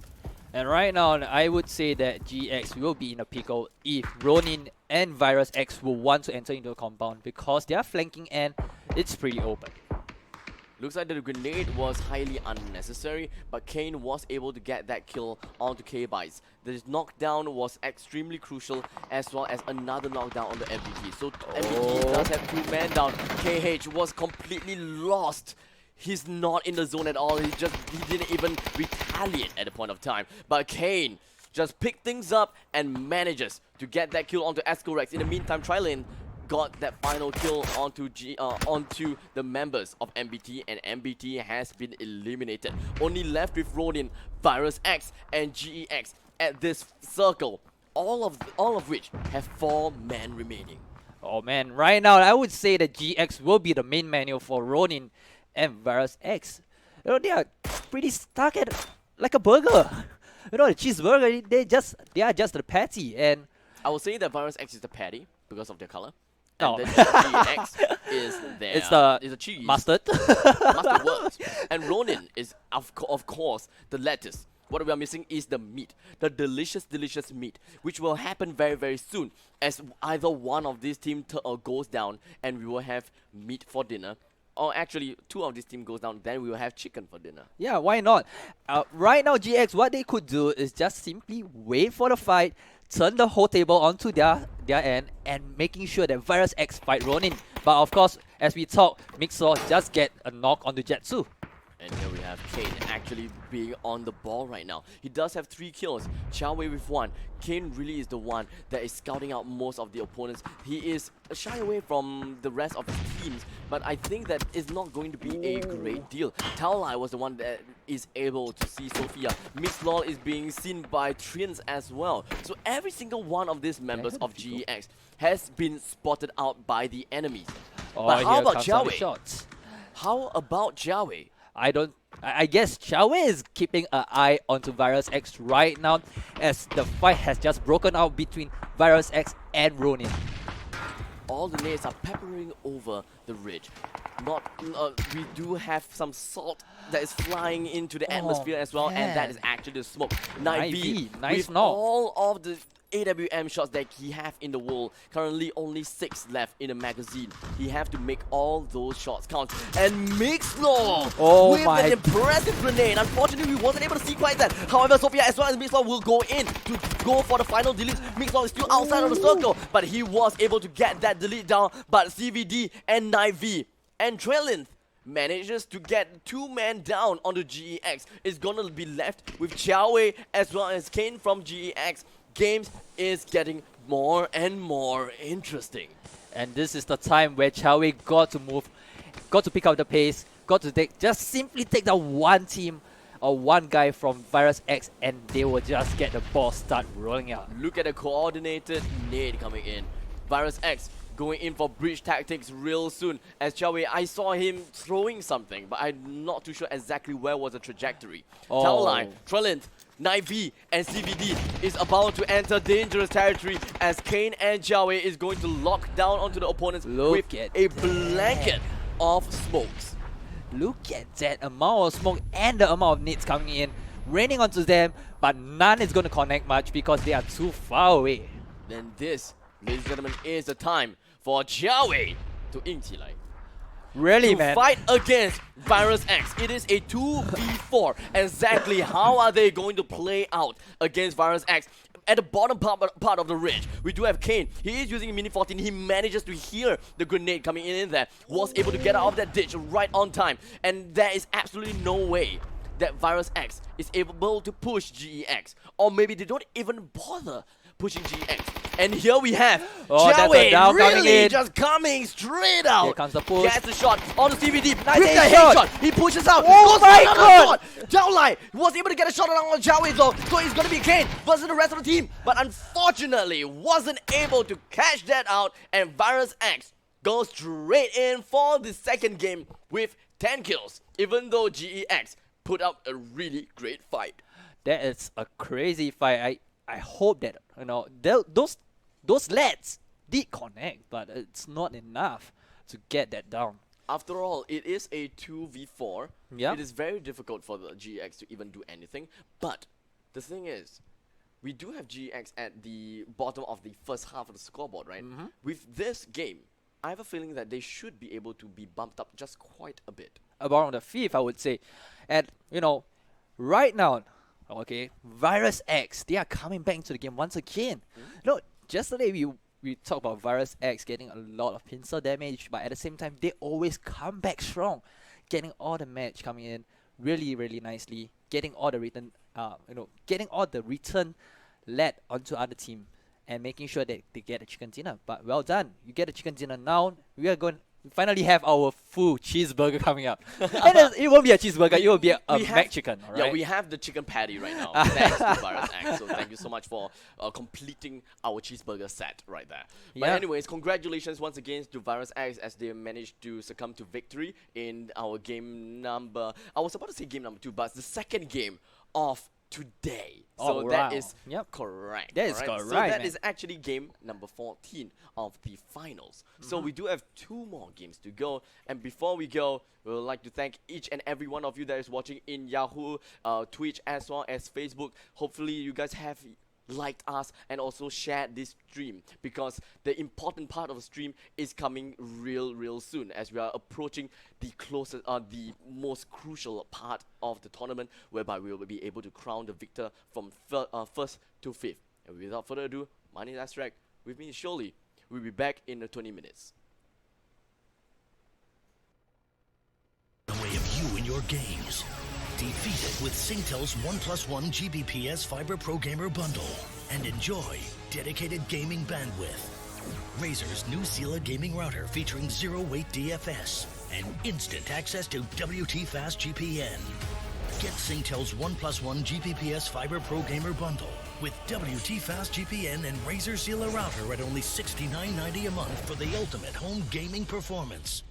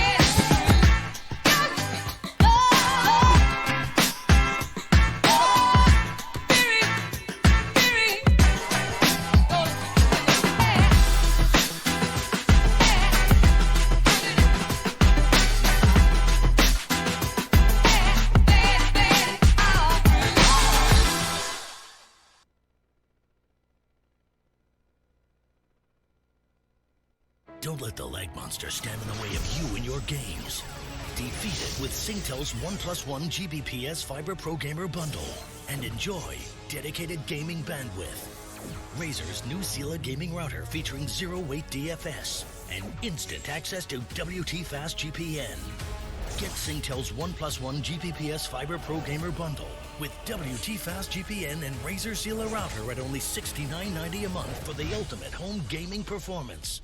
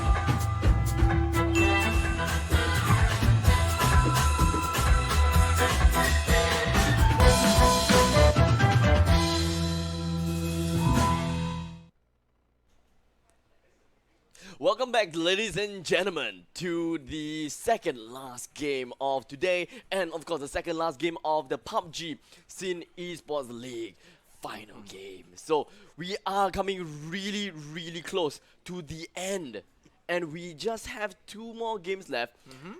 GEX is coming up in the leaderboard now. Yeah. But the thing is, Sky Gaming Dark Luck, they still have the lead. They are still up at the top, even though they got knocked out early in the previous game. Yeah, of course. VirusX, which is from the same country, manages to get that chicken dinner with 10 kills.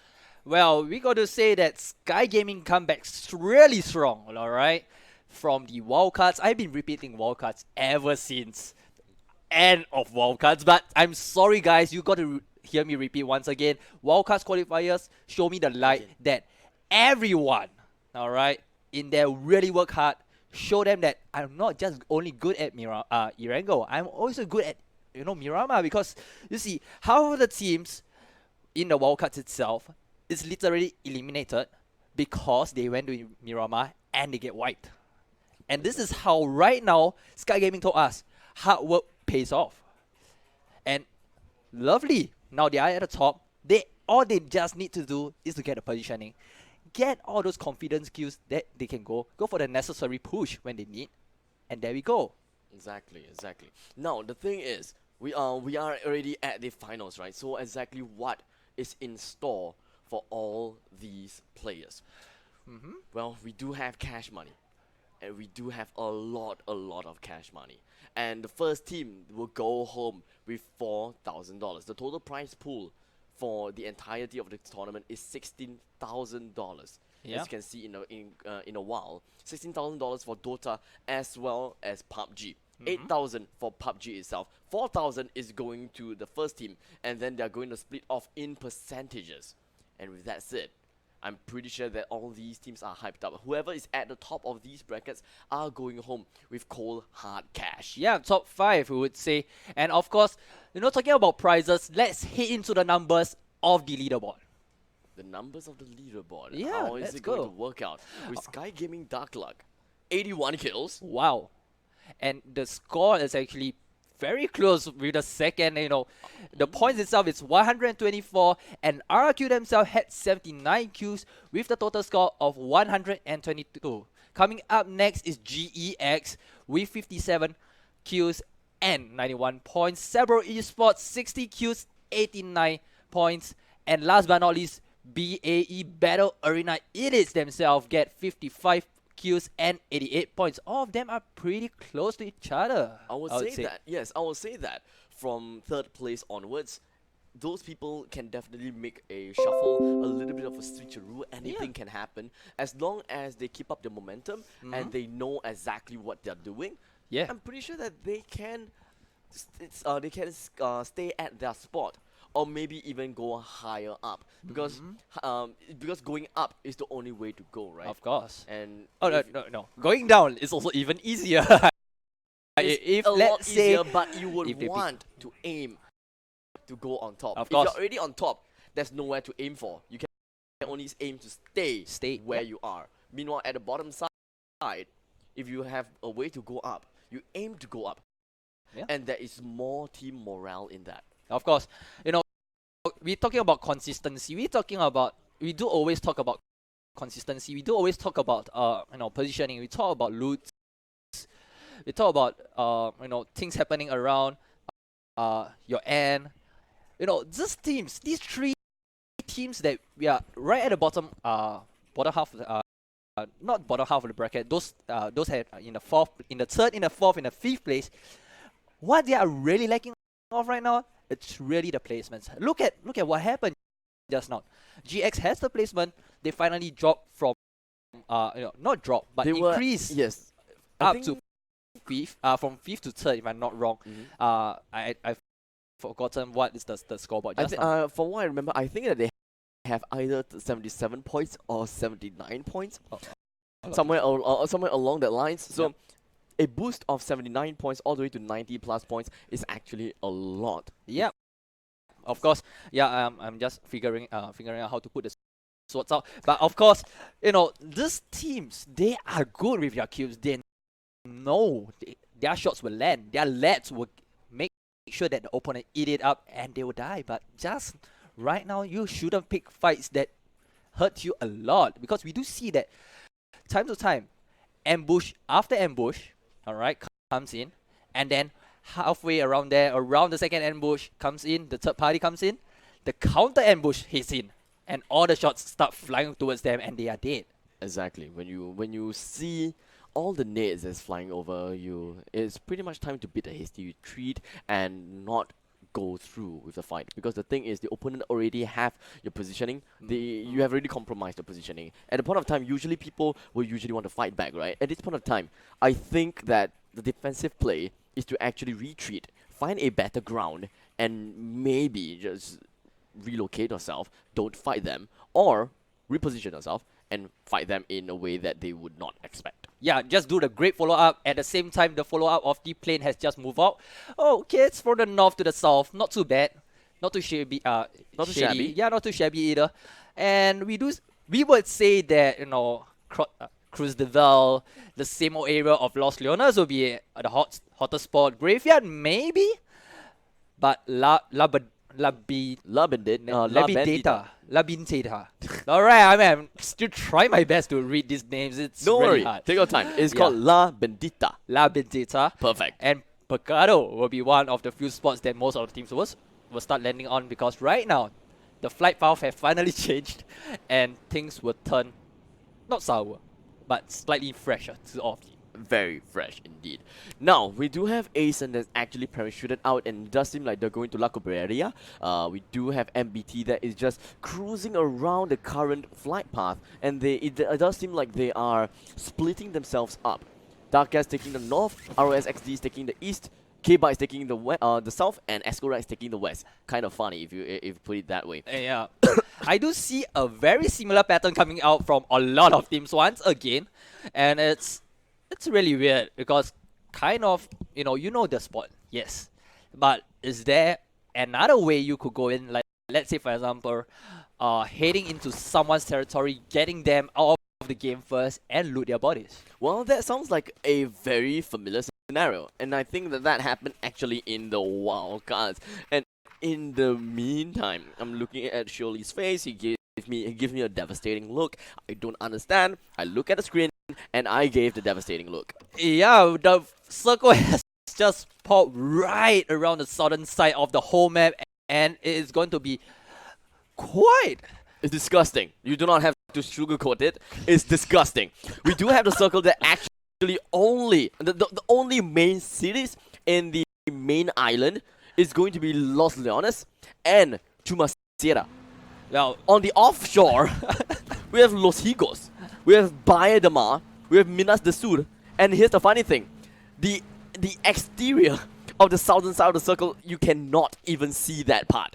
yeah, It's completely off the map. it's off the map. Yep. Yeah, I'm pretty sure that we only have the players only have about 50% of the map to play around with. Oh, we do see fights are starting out between Gaventure and Victim Reality, but I think they are going to retreat and get back to his own team. At the same time, right now, you see, we have teams that are happily in a circle. And they are really, really good. Let's say Team Ronin himself, they could just get a few choke points. Like, let's say, for example, somewhere around, La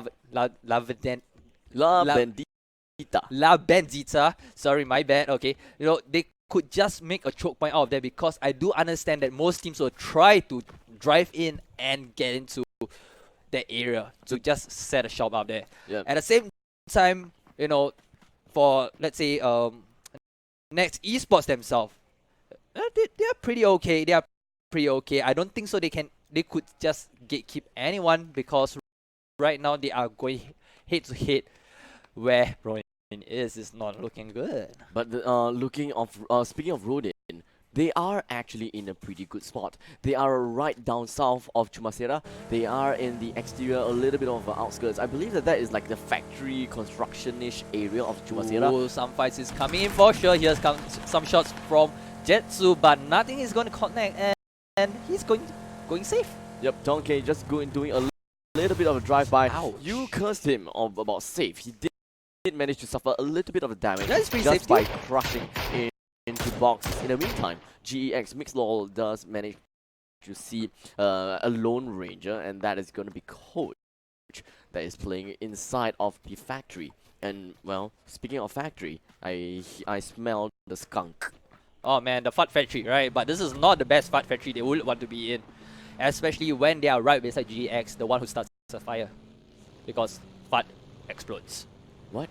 Yeah, did you know? No, I don't. It's an experiment. You should try it yourself. But of course, let's not do this kind of stuff. Explosions is the only thing that we'll see in PUBG. Speaking of explosions, maybe we might be able to see some Michael Bay or even peppering off the grenades coming soon, because we are coming into the prime time of the game real soon, as we are clocking into the 5th minute mark.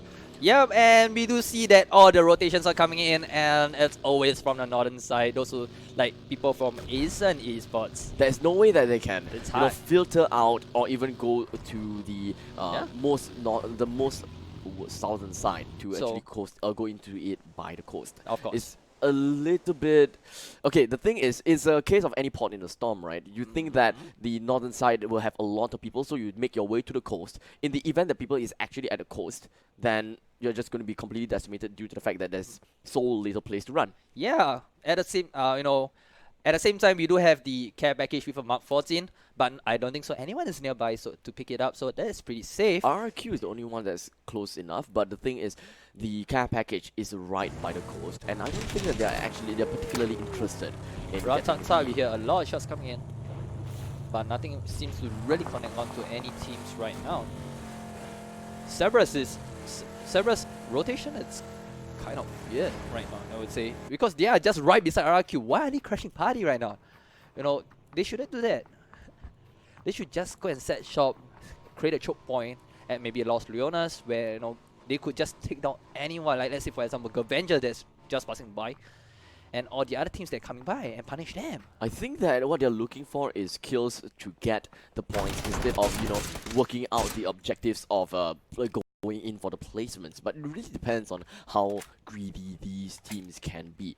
I can be greedy, and I would want to go for the kills because I'm all the way down the bracket. If I happen to have miraculous kills whatsoever, hey, then props to myself. Pat my back, pat my shoulder just a little bit and break my hand while at that because I pat my shoulder too hard. Things like that happen. Alright, but we do see that Batman is in a bad position. We do see a bag coming in, and the Morado will spin. I was actually hoping that the crash would be able to help Batman get that single kill, because the frontal crash will be the one that actually suffer more damage. Right now I do find out that Old Man is finding all the mans to kill. The previous game he actually found man and get some shots, and right now in this game he's finding Batman to get some banging ongoing. And here we have Longk. As you can see from the map, Longk is actually right down south of Ronin's. I'm not sure whether they're scouting or not, or maybe they're just playing a little bit of a diversion tactics or just completely separating out. But it could end up either really well or extremely badly, because Jetsu as well as Cheesy Kimbap and whoever is with them might be able to get a shot on the Longk. Alright man, we're going to see a red hue, maybe 2 red hues coming in, because teams are rotating really fast into the middle and gunshots are coming in. It's going to be a bloody buff. MBT driving along the horizon with Escorex, Darkest, RRXD and K-Bites. They're slowly making their way at the outskirts of Chumacera, possibly trying to get themselves to Bayer Demar. In the meantime, everyone is actually being in their vehicles now. We talked about coastal areas and we talked about the southern side. It does seem like there is one team that appears to want to go for that, and that one team happens to be Sako. And we also could say that Sky Gaming is trying to get to their back at the same time. While the rotations are coming in and shots are coming in on to save Sahaf. So, but Sahaf is being deleted by Cheesy Kimbap. That is something that I definitely, not definitely, but I kind of expected, but not on this, but not on them. I didn't think that Gaming Room is the one that will get shot down like that. But of course, right now, if we are talking about prediction, we really can't predict what will happen because everybody is so close. Look at the banners. and the logos all stuck right in the middle. And there we go. The new circle has just Layering popped. just everywhere. Yep, Chumacera, it's pretty clean. You know, right now, those who has just rotated right around the eastern side of the whole map, they are going to be angry, and maybe they want to do a slight different rotations. Speaking of rotations, we do have a team that is going on a rotation, and that is BAE. They're coming in real close to Victim Reality and just going to go for a little bit of a drive-by. And that is not it. Oh SGD at the southern side.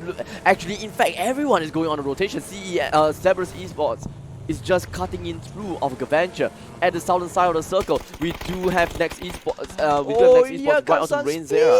That is going to be pretty bad coming in right onto Rain Zera as AOFR. Actually whiffed a lot of shots right there. Here comes some nades, but I guess Way that is too a far. tactical trade way too right far. now. Nope, and there we go. We have a nade coming in. SD Benz is the follow-ups one that managed to do that. Let's take a look at the southern side of the circle as we are able to see some of our SGD boys actually going down. I'm really sure that Gao Gao is okay, but Sako is the one. Okay, Gao Gao is the one that's just going to be driving by. First man that he will meet up with is Ultra Boy, and just like that, the entirety of the pickup truck is just destroyed. And we were talking about explosions. There you go. What? You know, fart explosions. That's Yeah. yeah. But this is not the fart factory we're looking at right now. All right, but at the same time, you see, this is the part when circle doesn't favor you and rotation and wrong course comes in, and there we go. Gao Gao is deleted. That is absolutely sad because I think that SGD only left with 2 men, and that is going to be Longk as well as BC10. They are the top reigning teams right now, and if they were to go down so early in the game, 2 of them, how are they going to, stay alive for the rest of this game? How are they going to get kills? In the meantime, speaking of kills, it does seem like CVD was able to get a really nice knockdown right onto RS, close to a kill, but it's still a knockdown. Needs to wait for him to get to bleed out, but using this fortunate time, CVD might want to go for the grenade and maybe get a cheap kill on the rest of MBT. But at the same time, we have Longk getting a lot of kills right onto a lot of different teams. One, Coppin Lee has been deleted, and Van Day has also been deleted at the same time. So this is quite a lot of shots coming in out for all this other team. Xiaowei with the shot right on the Ascorec. So it does seem like MBT, they are currently being pincered down in a really bad position.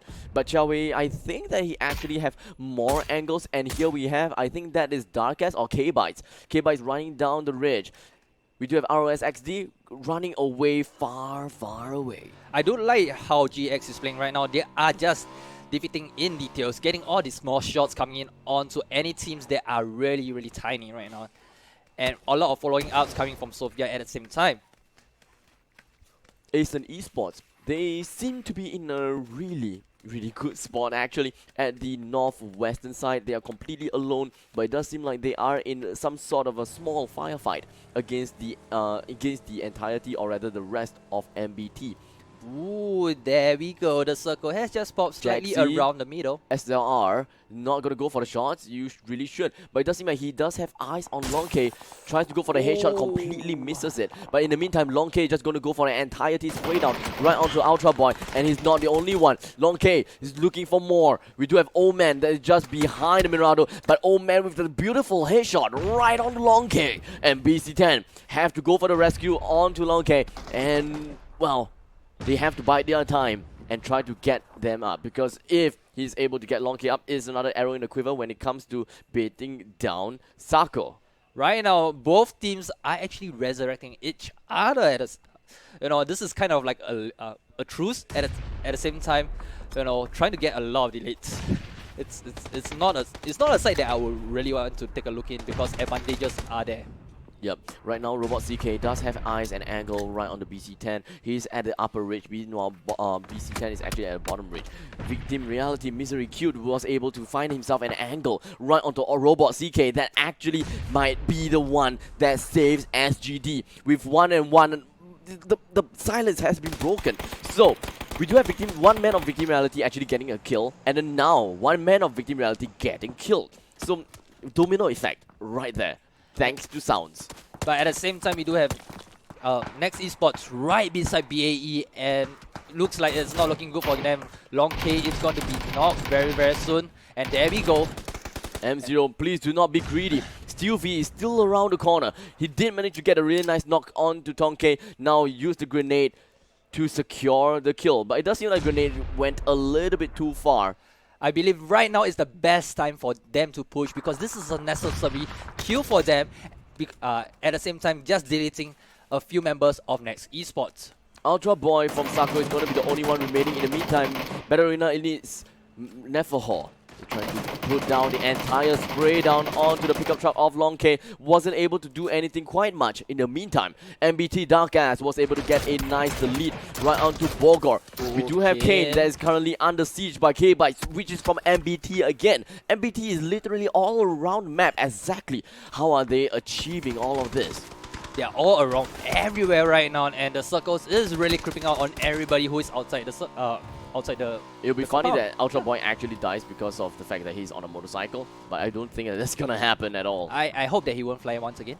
The thing is, all is good for now. All is good for now. He's the only remainder of Sako. He would want to go for the placements for now. Let's go into where our Next Esports is right now, because there is a fight going to break out very fast. It's Next Esports versus Battle Arena Elite. Neferhor is one man that we would definitely want to see, and the man is not to be trifled with. We do have Batman and M0 that is pretty close to Neferhor. Meanwhile, Lokis is looking for a pathway, a glorious pathway to go to the back and backstab them as much as possible. It does seem like Batman will be able to win in a 1 versus 1 standoff against Steelv. Loki's right on to SD Benz, so Loki's doing an absolutely good job, and Batman goes straight in for the execute onto SD Benz and Steelv, and that is the end of that entire standoff.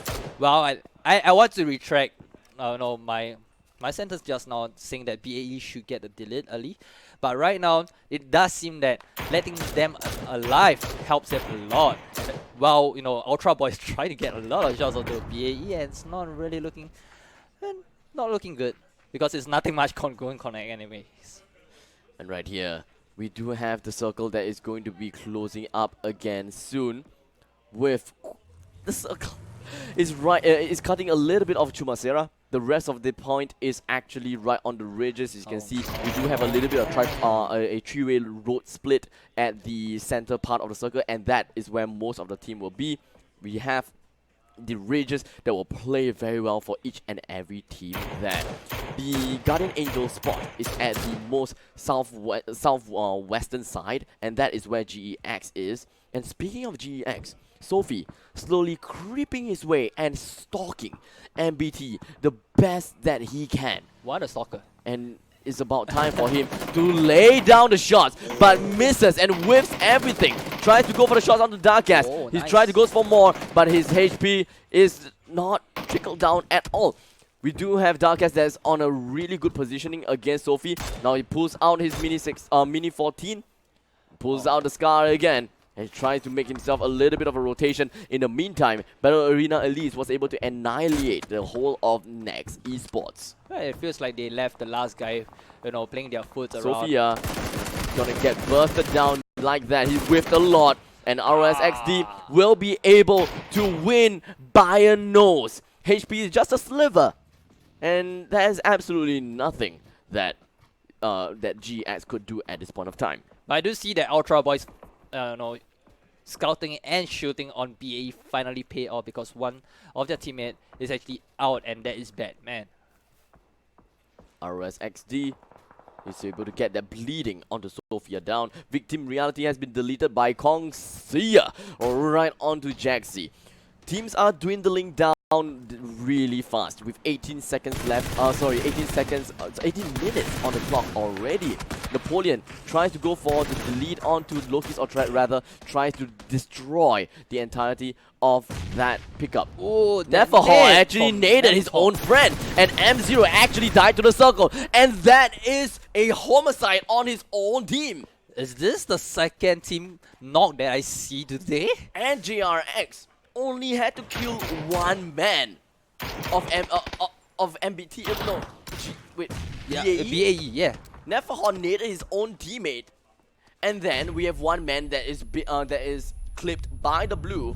Oh, Man, oh man, that is here actually comes insane. Kane. He's going for the rescue. But Kane. shots are coming out from Red Dot, and Red Dot managed to get a knock onto Kane. What a hit shot! Mixlaw trying to get on. Mixlaw in. goes Oh, in, the and Sky nets! Gaming, I'm pretty sure they're going to be dethroned now. But the thing is, who is going to be the one that dethroned them? Because GEX, they only have 2 kills. They might not be able to make it past this placement. Yeah, at the same time, I would want to say that Ultra Boy, alright, you are really, really greedy. You got a shot, on BAE Batman, and now you are trying to get on GX, and you've been spotted out by Gaventure. That is not cool. You want to stay down a bit because you're the last man. Kongxia has went down as well. As you can see, Ultra Boy is just firing down shots right onto Gaventure, and this could spell doom because Ultra Boy, what's in front of Ultra Boy is Gaventure, and the only way that he can enter the circle is Gaventure, and right in front of Gaventure. Yeah, but at the same time, Ronin managed to spot him out and start firing him. So look at this. See, be quiet is a good strategy right now. Justin Weaver will be able to get that delete right onto Mixlol, and he's going to go down along with the rest of GEX as they are going to be placed down in number 10. I do see that, Justin Weaver really love Mixlaw. And JRX. Gaventure gets that final kill right onto Sako with 8 teams remaining. RSXD will be able to get a kill on the tower line, and avenging frag coming in from 9V right onto RSXD. CVD will then cook onto the grenade and get that delete onto RSXD. But they have to watch their backs. They definitely have to watch their backs, as we do have K-Bytes pretty far away actually. But the construction side of Chumasera should be okay. Yeah, there's a lot of covers. There's a lot of high spots, but right now what they need is a necessary push. Oh, CVD sees Starcap, goes for the full range spray down.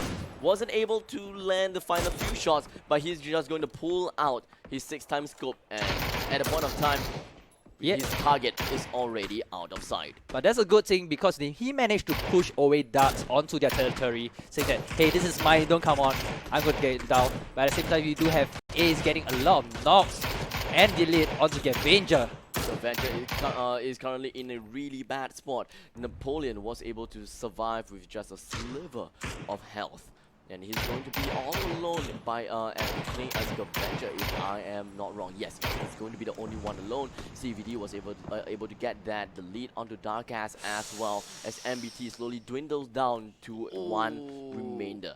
As the circle has popped and is going to favor VirusX, and all these people have no move because the choke point is just right beside them. At the same time, it does also favor a bit onto where CES is. So I want to see how this fight is going to turn out, because we do have a lot of people having a single man alive. The thing is, Asian Esports seems to be pretty strong, and they do have the entire compound all for themselves. Meanwhile, RRQ, Man, as well as Voldemort, they are 2-man strong. But Man actually managing to get a really nice headshot right onto one player of Asian Esports. So all is good for now. CVD with that headshot right onto Aozora and that the lead. So Asian is cast as curse, literally cast as curse. 4-man to 3-man for Asian Esports. The only teams left that have 4-man is going to be Ronin and VirusX. There we go. A lot of firing coming in. 9V managed to get a knock onto Aaron T. At the same time, Bobo Tower has been knocked at the same time, but it is very low. Oh, the Guardian Angel spot managed to become a devil to those below them and striking the thunder onto them, and the final delete is coming in. I was just talking about Asian a few seconds ago, and here we have VirusX utterly destroying their competitors, and well, what can I say? I shouldn't speak of team names anymore. I don't think so. I guess it's the bad juju from Jit Chuan. We are going to blame on him the bad juju because he told us he has bad juju. Yeah, I think that Asian Esports isn't going to be the only team that has the bad juju.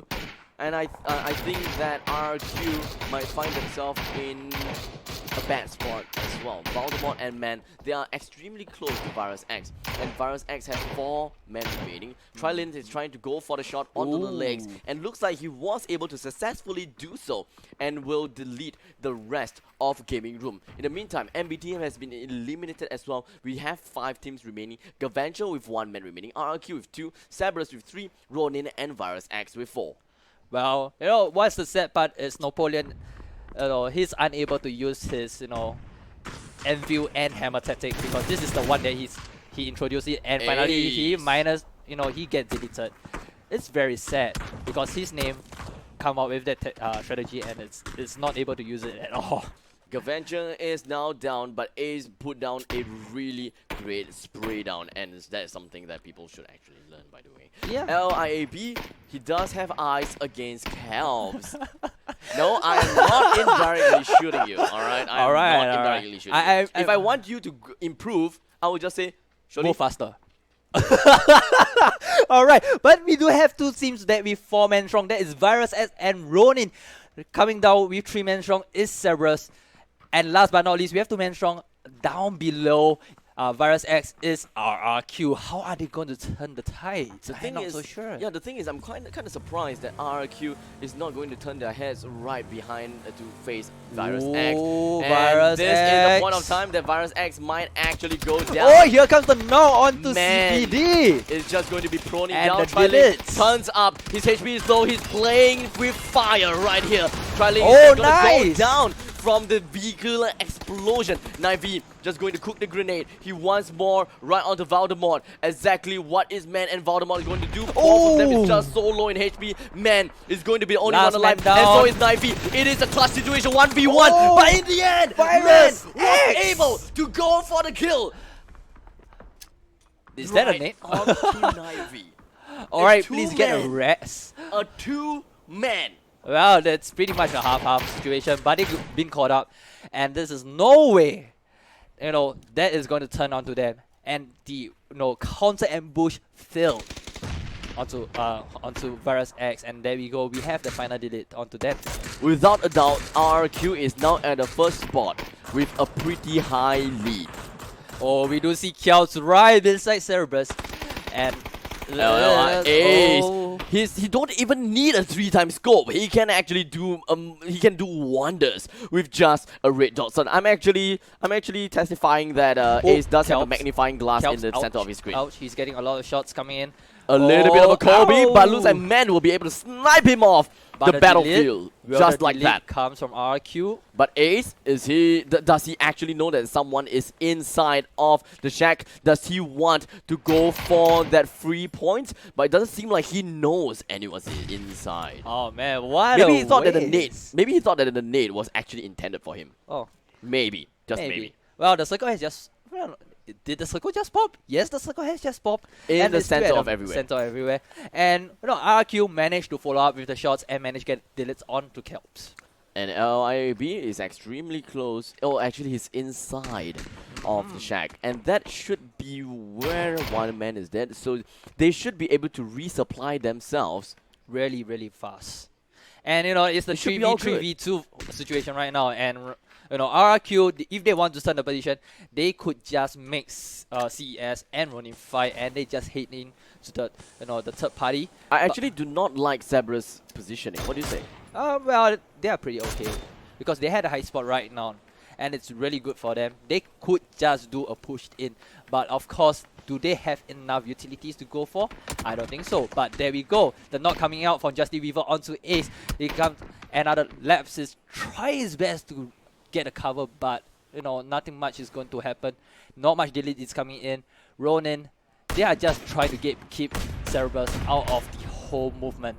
Here's the thing, Ronin does have exceptional communication skills as they went out. They literally picked together for a double pick just so that they can confuse and disorientate the enemies. In the meantime, speaking of disorientating enemies, Red Dot just tried to go in close and personal against his target. Oh. Red Dot with the Red Dot side gets a shot right on the cheesy kimbap, but Voldemort will be able to get that delete and 1 point to himself. Ace at another side of the corner, he will be able to make full use of smoke to prone himself down to the ground, and he should be safe for now. The thing is, RRQ, they are still alive. They are waiting for Ronin to go down, and what can I say? RRQ, they are in a great spot to win this game. At the same time, just saw a little update. Voldemort, he went for the care package. So right now, he's filled with armor. He's filled with all the level 3 needs that he have.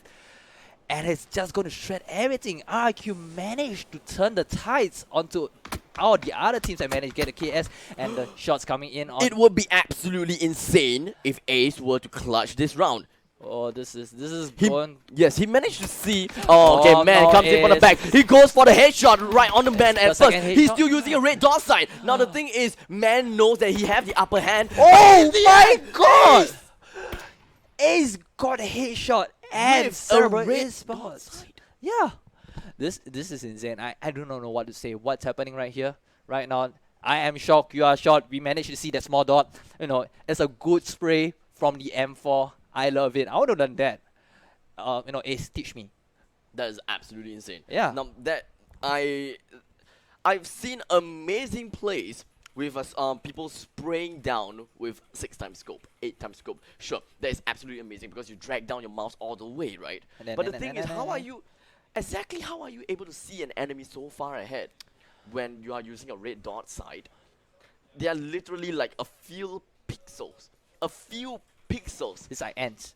Yeah, in fact, your red dot reticle is probably bigger than the pixel of the opponent's head. Of course. It's absolutely insane. Maybe it's more about timing it right. Maybe he just go for a little bit of pre-fire, and with it like that, Cerberus was able to nick the game all for themselves with he himself. Total of 6 kills, and I thought that RRQ actually had the game for themselves. Yeah, I saw them. They had both care packages. They had a full armor, but somehow or other, Ace managed to turn tides around. You know, it was like, you know, since you guys take the stuff, let's turn back the time, make a miracle happen, and Ace did it. You know, like what I say, Ace, they did very well yesterday together with Coach. Okay, these two players are the top fraggers, are the Ace in the team, and I would say that Coach is the shot caller for the whole team. While Coach is the shot caller, but at the same time we have Ace being the front man taking all the final kills. So, you know, this is why Ace has a lot of good shots. Patience coming in, all the necessary kills are up there. RRQ did not take the chance to have all the fast push. You know, they are not fast enough. The lightning strikes is not there, and you know, faster shots wins. You know, it's like a Wild West right now. Like dun, dun, dun, Wild West. It's really a cowboy showdown, Yeah. which Ace managed to succumb into victory. So once again, congratulations to Cerberus. And before we leave, I would like to bring out a massive thanks to our sponsors as well as partners, Singtel, Dreamcall, Mountain Dew, XSplit, Armageddon, MSI, as well as Yahoo. We'll be taking a short break. We'll be back for the final game. Stick around, don't run away. Monsters stand in the way of you and your games. Defeat it with Singtel's 1+1 Gbps Fiber Pro Gamer Bundle and enjoy dedicated gaming bandwidth. Razer's new Sela gaming router featuring zero-weight DFS and instant access to WT Fast GPN. Get Singtel's 1+1 Gbps Fiber Pro Gamer Bundle with WT Fast GPN and Razer Sela router at only $69.90 a month for the ultimate home gaming performance.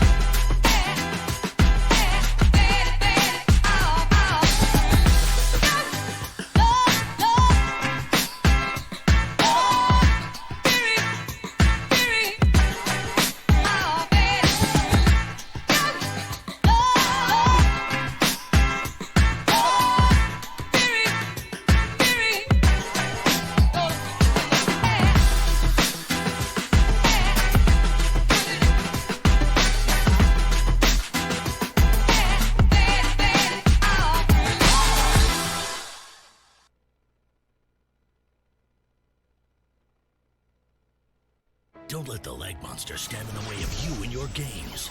Defeat it with Singtel's 1+1 Gbps Fiber Pro Gamer Bundle and enjoy dedicated gaming bandwidth. Razer's new Sela gaming router featuring zero-weight DFS and instant access to WT Fast GPN. Get Singtel's 1+1 Gbps Fiber Pro Gamer Bundle with WT Fast GPN and Razer Sela router at only $69.90 a month for the ultimate home gaming performance.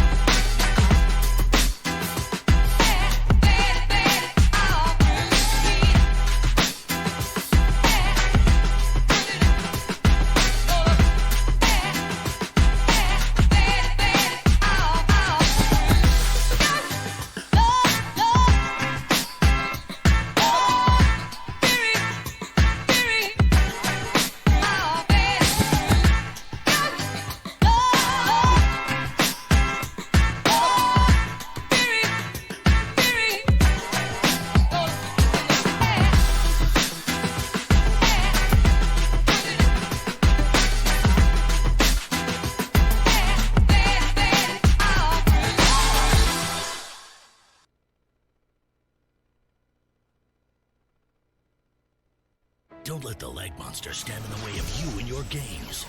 Defeat it with Singtel's 1+1 Gbps Fiber Pro Gamer Bundle and enjoy dedicated gaming bandwidth.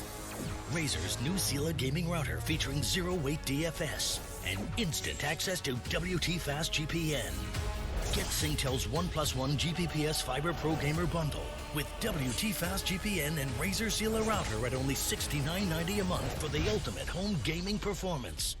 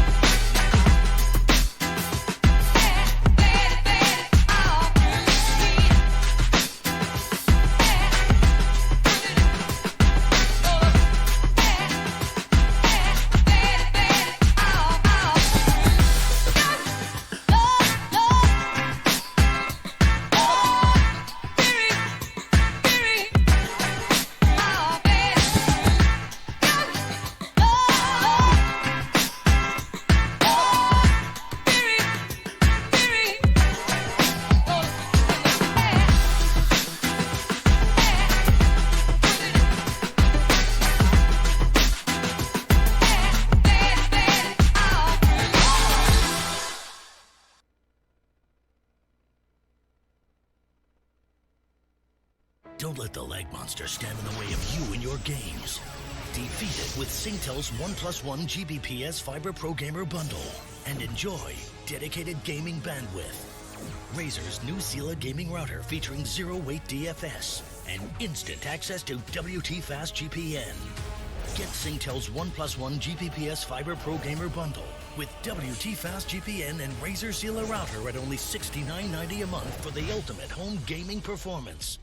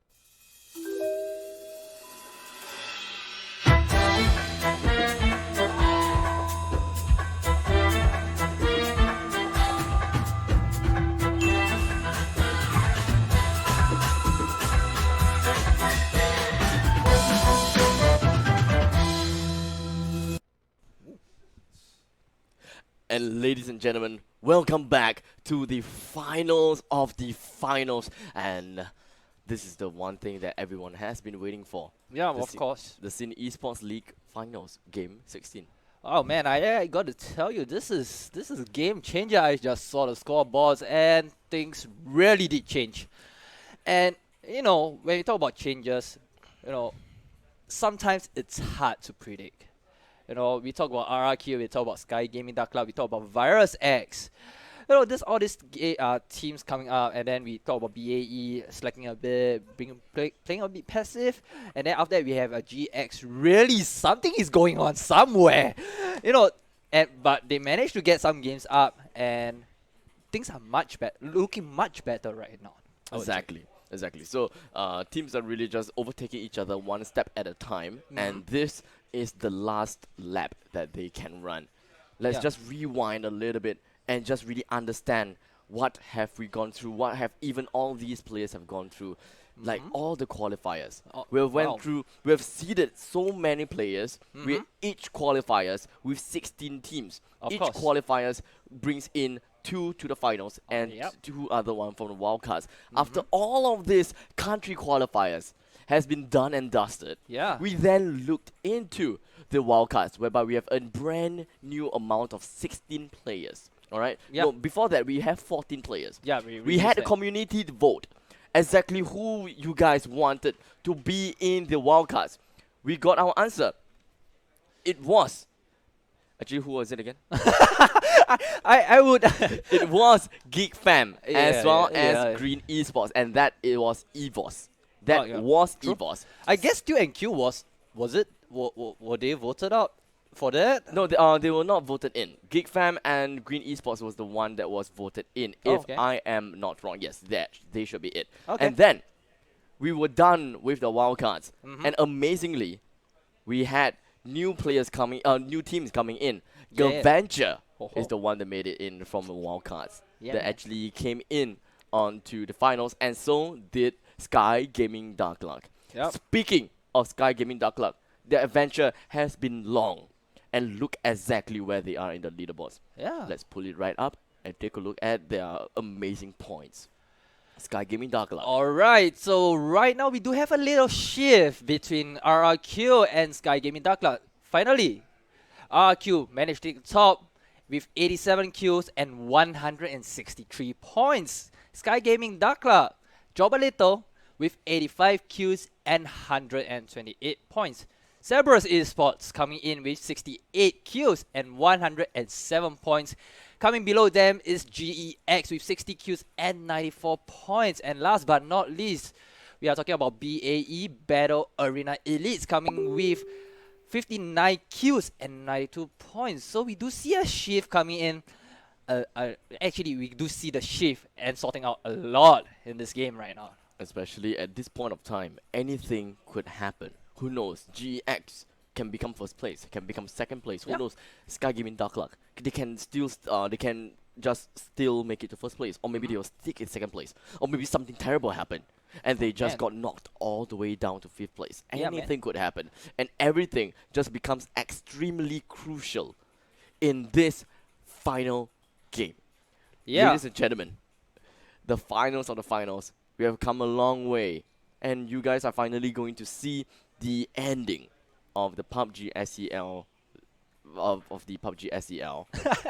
Alright. Players, the first team, remember, is going to bring home 4,000 SGD. It's going to be a huge milestone for them. Of course. I guess you're thirsty, that's why you kind of like stuck, because you need to clear your throat. Let's take out some Mountain Dew and just have that ASMR around. Oh no, I can't have it. Can you do it? Oh, we heard that. I'm not sure whether the microphone even caught it. I heard it. Alright. Okay, so let's cheers to the final. Cheers to the final finals. champion. Cheers to the final champion. And cheers to all of you. ASMR.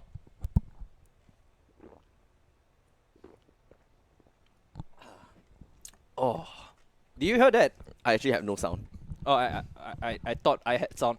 I know mine had no sound at all. Alright, so anyway, this is the last game. It's time for every team to buckle up and making sure that You know, the top 5 team especially, you got to be real serious right now. You pull your socks up, whatever you need to do, just get those kills, get those positioning, and stop slacking off anymore. Because there is no time for you to do it, and this is the last round. 5 more seconds to go before heading to a flight.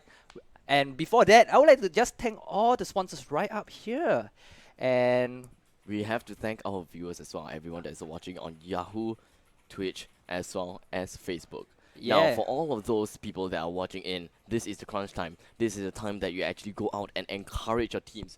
Now, be extremely vocal. Tell them that you are watching. Tell them that you are cheering them on as they prepare themselves to parachute themselves into the final game of the SEL Game 16. oh man, we do see a lot of early parachuting coming now from Team Ronin, Sako, BAE, and all these teams are actually fighting for territories, if I'm not wrong. The adrenaline rush coming in from the teams is definitely pumping onto each of these teams, with the plane flying in from the southwestern side to the northeastern side, cutting in through of Terra Bronca, close to Cruz da Ville. We do have San Martin and Hacienda del Patron. Pet Picado is really close, Chumacera as well, and Monte Nuevo. This is quite a scene because we do not see anyone dropping at Cruz de Val, and it's really weird. And they are just picking up any area that they can see right now. They want to go for the early loot. I believe that they can all agree that the closer you are to the center of the map, the closer you are to the next circle. Alright, I hope that the next circle is going to pop somewhere. Absolutely disgusting once again.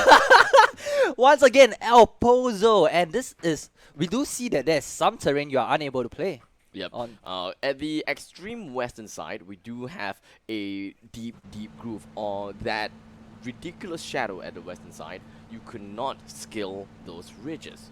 It's absolutely insane. You could not scale those ridges. So that acts as the end point of that part of the map.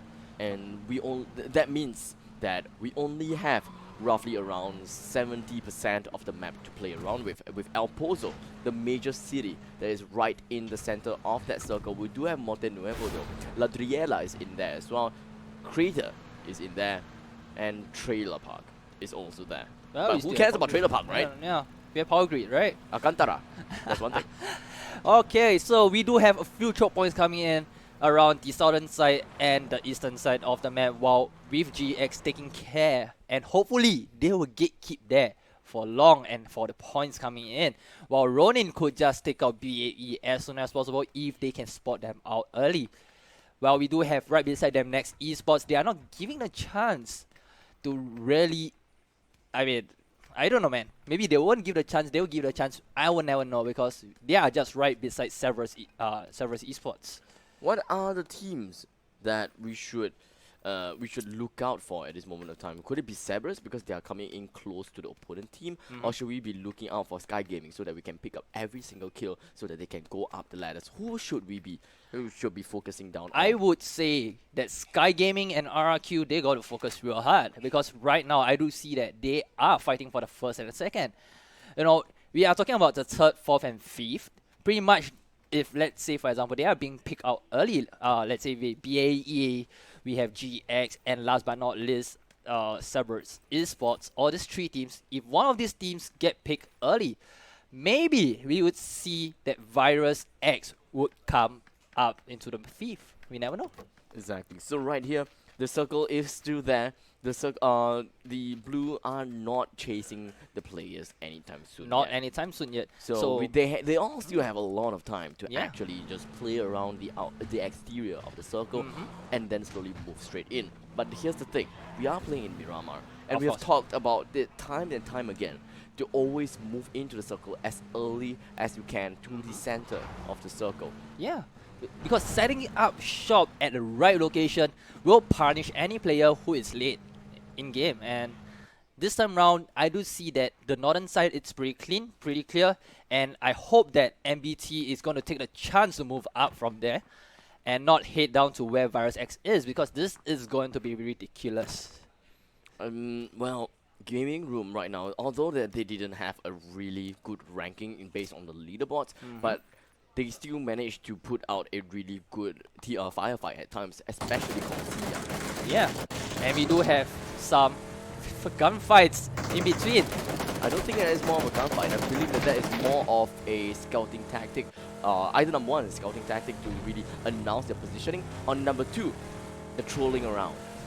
I wouldn't want to say it's trolling. I guess it's kind of like a warning shot to anyone who is nearby, because it's, you know, it feels like, you know, they try to let them out from their territory, and they're planning to set up shop somewhere else, you know. And this kind of tactic works pretty well. Okay, so we do have a beautiful care package that is actually going to be dropped out for us, and there is absolutely no way for anyone to go in for the care package. And in fact, it's very far. It is beautifully placed, and in fact, let's take a look at that, as it's going to be a Mark 14 with only one ammo at that. So look at the rendering, man, it's horrible. What's horrible is that the care package is actually very, very bad. But it's a very bad care package. Sahaf actually getting some pot shots, but nothing going to connect because he's holding a time 1, and it's a holo scope. It's not going to do much. Yeah. Really unfortunate for Sahaf to actually only pick up the holographic scope onto his Mini 14. Typically, we'll be able to see players with at least a 3x scope and ranging all the way up to 8x scope at this moment of time. But it does seem like Gaming Room, they heeded our so-called advice and went in straight to the center of the circle as early as they can. But of course, they compromised a little bit in terms of their scope, their attachments, as well as probably their ammo. I wouldn't say ammo, perhaps, to say the least, because it does seem like Sirius has been firing out his shots a lot of times, and it does seem like he has a lot of shots to spare. And there we go, we have the high ground wins all kind of scene right now. You do have some pot shots coming on to the carrier, and it's not really connecting, and it's kind of weird. Yeah, it does seem like VirusX is going to be set in the eyes of our members here, right, for Gaming Room, and they are trying to go out for a little bit of a pot shot, but it does seem like VirusX is completely unfazed by all of these actions, as none of these shots are actually landing. Or is that a ski? No. Yeah, a little bit of a Fast and Furious drifting action going on, but Taula is just going to come and pick up his good old friend CVD, going to be, well, clipped a little bit. There we go. Extremely low.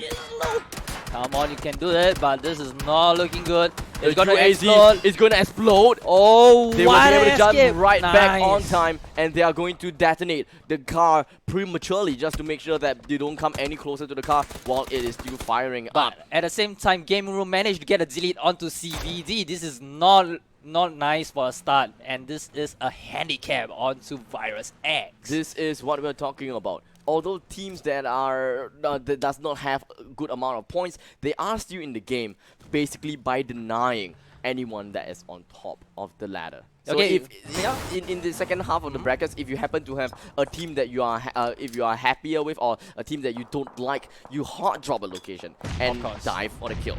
Make sure that you kind of deny them a little bit. Yeah, I like that strategy a lot.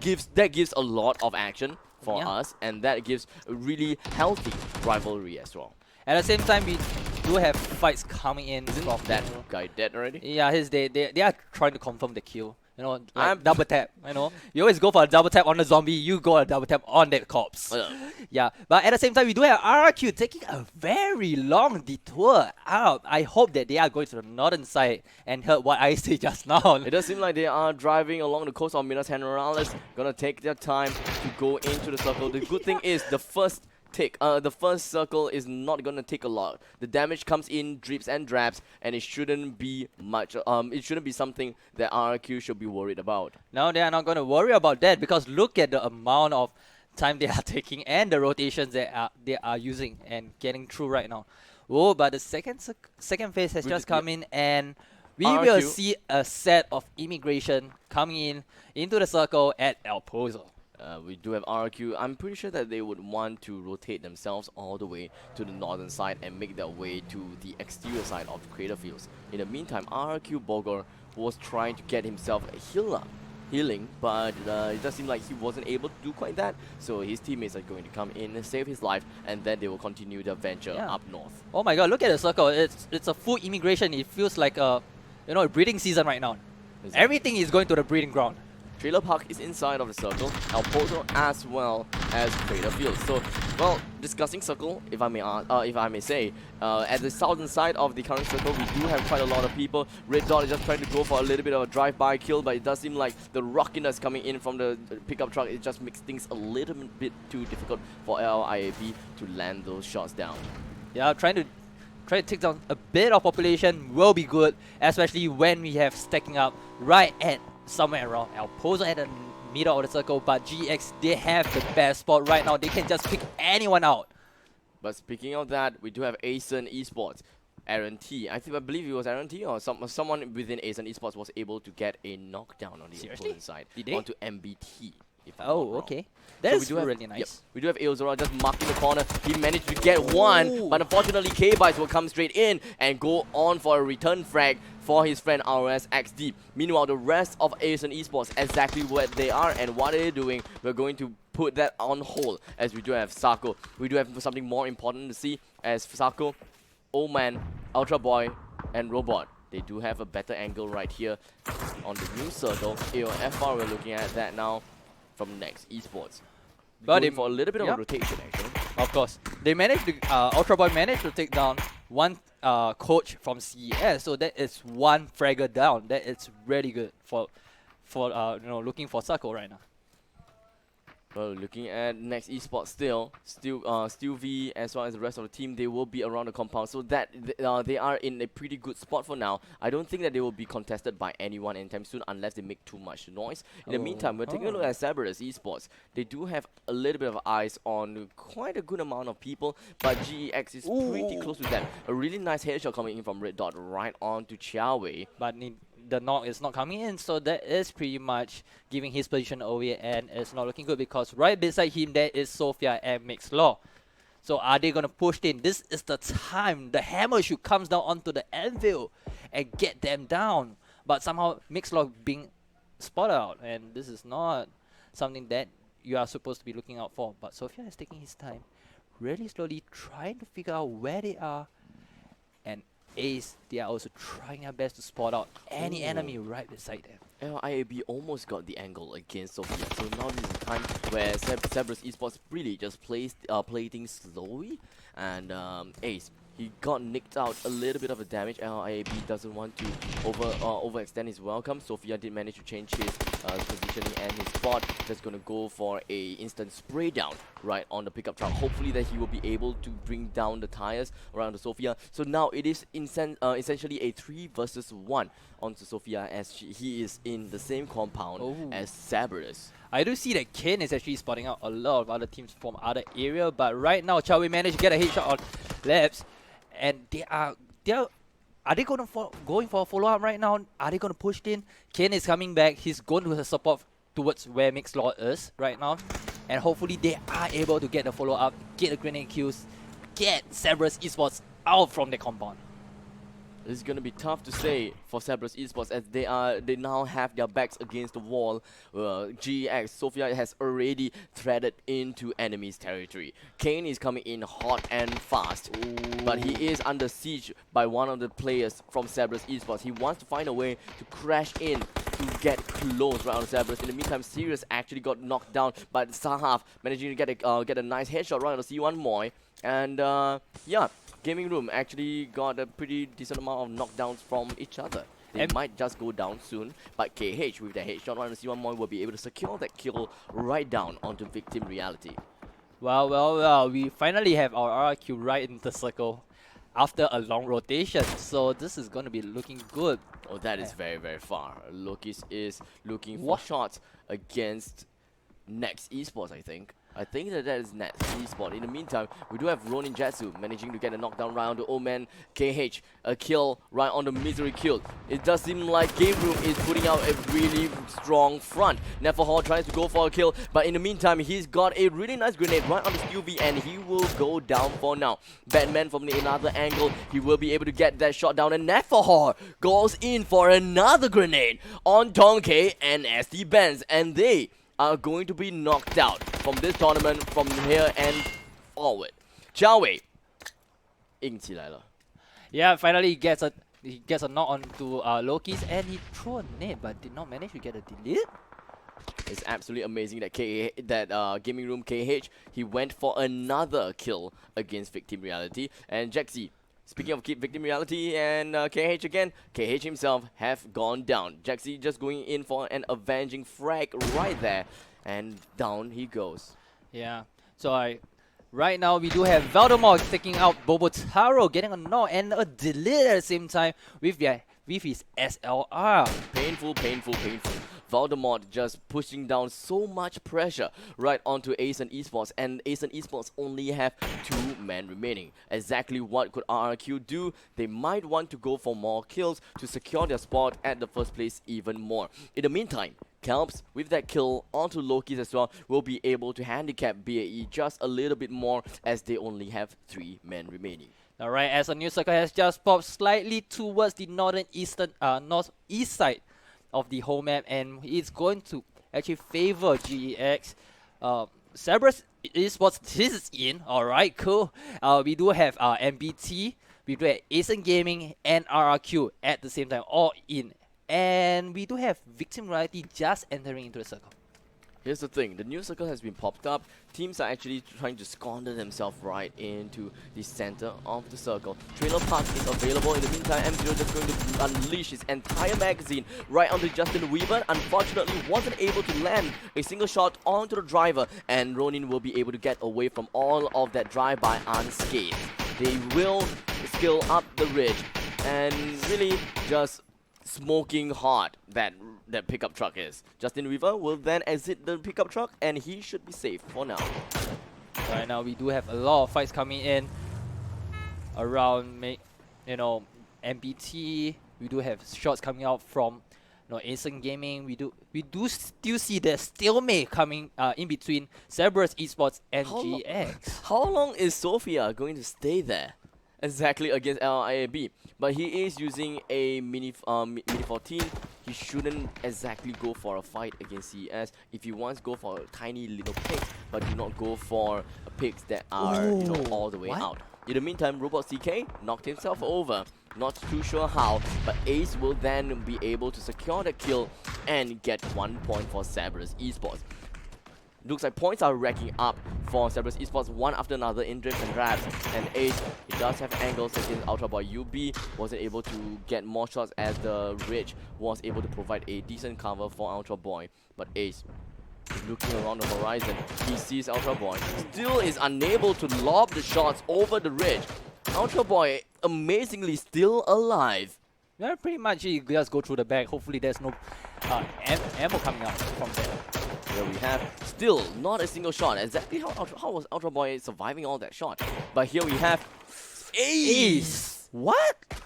Insane shots right on the Sophia. He knew exactly the point of time where he actually moved up to the 2nd floor. Most of the time, Sophia was actually on the 1st floor, so they had decent amount of information. Right and now is the time for them to push up. Ace went in straight, gets another shot down right onto Jiawei, but unfortunately Red Dot tries to push in right onto Kane, but Kane is inside of the house. He pushes out, Red Dot gets a kill, and now GEX, they are severely handicapped now. Ace wants to go for more kills. He is trying to pin down Jiawei as much as possible. He's got the angle, one after another. 21 shot, and Jiawei goes in with a headshot right onto Ace. At the same time, Mixlaw is coming in from the back, smashing down whatever they can, and hopefully they are able to get the delete on Ace. But, I think Red Dot is trying to retreat, but he's not comfortable with it right now, and he is going to be stuck between the Enview and the Hammer situation. And Mixlaw, is he going to get a shot? Mixlaw, just like that. No. ran through the smoke. He sees a little bit of a silhouette on his body, but they do not care about Red Dot right now because what they care about is their the survivability. They have to pick Sophia up now. Kane is dead for sure. Dead for sure. But Sophia can be picked up. And it does seem like they are going to go for exactly just that. Slipping one team away is no big deal. But it's actually a big deal now that I think about it, as Red Dot was able to pick up Ace now. And Ace is back in action. And Ace is absolutely menacing. Yeah. So right now, Chawe and team have to really team up together to get these two guys down from several esports to get the points off from them. They are marking the angle against Ace and as well as Red Dot. Chawe, he's looking for it. He's waiting for it. He's just going to slowly bide his time. But they can't play it for too long. In the meantime, Ace actually managed to get a really nice grenade right on the Sophia. They are back to square one. At the same time, we do have Gaventure hearing auto shot say, hey, I'm coming over. Let's get some Q ongoing. Gaventure is extremely close. They can't make too much noise out. Mixlol eventually gets shot down by Red Dot. And just like that, GEX has went down as CES completely annihilated the rest of GEX. I am pretty sure that their points is just going to skyrocket from this point on forward. In the meantime, Jurex coming from Gaventure, just going on for a full-out spray. And for some apparent reason, the headshot actually landed right on the towel line. And that is going to be the one that knocks him down. 20 minutes into the game, Gaventure have 4 men in. And how exactly are they going to play this out from here? Oh, we do have Napoleon right beside Cerberus Esports right now, and is going to get a knock onto Ace, and he tried to clear Red Dot, and Cerberus Esports is eliminated. A one-man army coming in from Napoleon as it was able to get a kill onto Ace as well as Red Dot. Ronin right here, we do have Kelps with 1 kill, Jetsu with 2. All of them are still pretty strong with 4 men remaining. Cheesy Kimbap does seem like he has an angle against Neverhorn. He knows someone is within the smoke. The fights are coming in, and Tylene has just managed to get a headshot onto Renzera. This might actually go out really At the same bad. time, Adili. Oh wait, that's a KS. Get a headshot around the Renzera. Trylin picks himself up. Tries to go for a couple of spray down right here. The thing is, I think that he's outside of the circle. Tries to go for a complete shot right on the Chirex. In the end, Chirex was able to get that kill right on the Trylin. But the fight continues. VirusX as well. The fight continues. Longk just managed to go in, and Gaventure is it's really hard to fight while Chirex managed to get a revenge shot on Longk and a delay at the same time. While the support from Gaogao and Sapao is not enough. Napoleon is now in a pickle. How is he going to escape from that? This is absolutely menacing. Gaogao going straight in, throwing so many smokes. He's trying to get himself in a better position. He knows exactly where is Napoleon, but from the backside, MBT is actually knocking on his door. HP down to 46 HP. Zapao from the other angle was able to get a kill right on Napoleon. And Gaventure, just like that, has been eliminated. They had a good run in this game. They managed to kill Ace as well as the rest of Cerberus, but here is where they step down, as we do have SGD continuing this game forward. Of course, right now we do have one guy from Gaming Room actually trying to get a shot onto MBT. That's 4 men. What? Why are you doing that? You are going to give your position away real quick. And you have 2 guns pointing at you right now. At the same time, we do see some transition coming from Ronin onto where Acer Gaming is. But it is not good because they are pincer down. And Chizik Kimbap will be right beside BAE. At the same time, Jetsu will be beside Acer Gaming. How is this going to fare? Batman is extremely low now. Neverhorn is intending to play the slow game. At the background, we hear K-Bytes getting a headshot right on the Kongxia, and that is Gaming Room down now. To take a look at the team tracker with MBT and RRQ with a strength of 4, Ronin with 3, Sky Gaming Dark Luck with 2, Battle Arena Elites as well as Asen also 2. So things are going to get really spiced up, really heated up. As RRQ, 2 men, they are going to split into a 2-2. Man as well as Bogor, they are slowly making their way closer and closer to Kopin Lee as well as Voldemort as they come together and become a force to be reckoned with. So right now we do have the top 5 teams, 3 of the top 5 teams in the scoreboard right now. We have RRQ and SGD, the first and the second. After that, we have BAE, but I'm talking it too fast. BAE has been grenaded.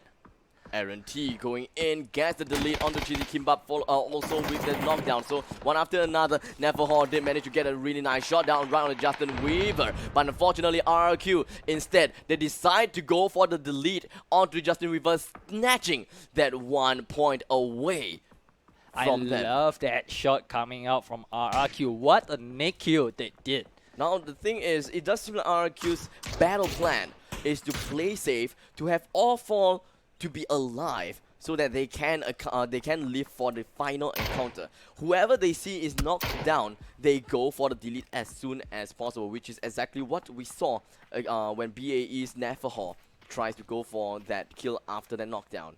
Right now, they just need Instant Gaming, Instant Esports line outside. They need the headshot coming in, and then we will have. I am very sure Ronin will try to take the shots coming in, but you know, all these delays have to come very, very soon as the circle has popped right at the middle, and all the firepower is concentrating on the force of RRQ. I think that this current battle is a very intense battle of RRQ versus SGD. Our top two teams is actually in this circle.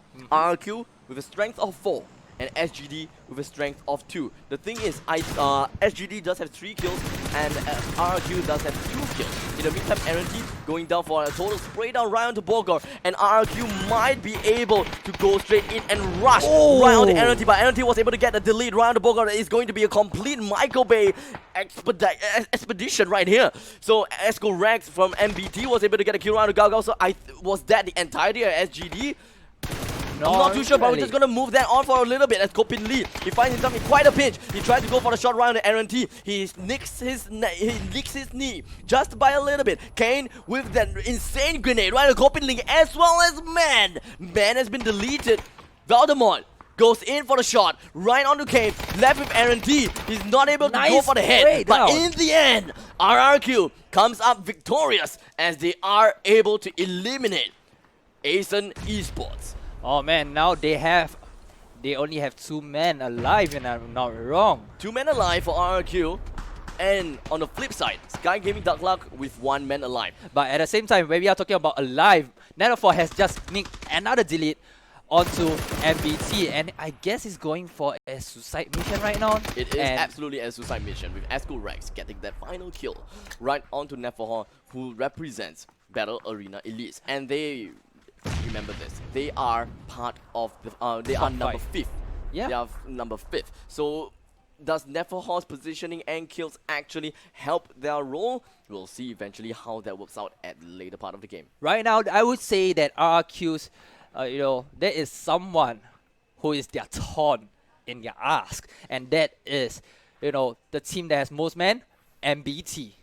It is not going to look good unless Sapao is able to get a delete onto 1 man and manage to just clear, a full swipe onto them. We have seen situations like this before. Maybe 1 man is able to bring down to maybe a recreation of the previous game, like what Ace did, could be replicated right onto Sapao. I guess the spotting is coming in. Oh, he has revealed his location, completely compromised this. Now Sapao knows that he is dead mid, but look at the grenade coming in on the Sapao. He has to heal, but the thing is, Escorek just pushes in, and that is it for Sky Gaming Dark Luck, as they are eliminated as team, as the 4th team of this game.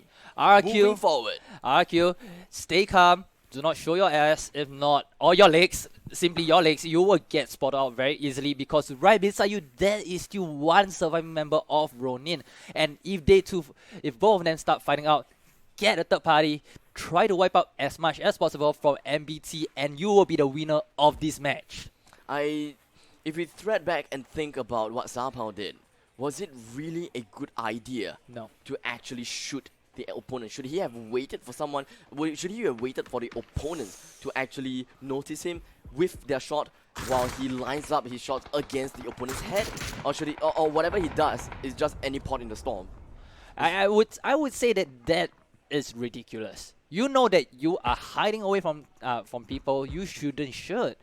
You should just stay for positioning. Because in the end, you might not know that maybe RQ and, MBT, they'll be fighting.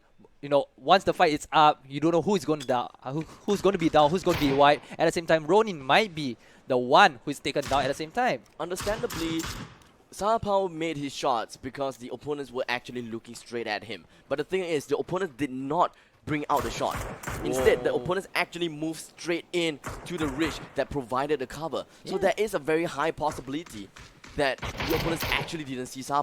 So Sao completely compromised his position just by shooting. In the meantime, Voldemort did manage to find the final soul member of Jetsu. And here we have a man that could fly. Voldemort jumps straight down into the ridge. And we do have Kopin Lee.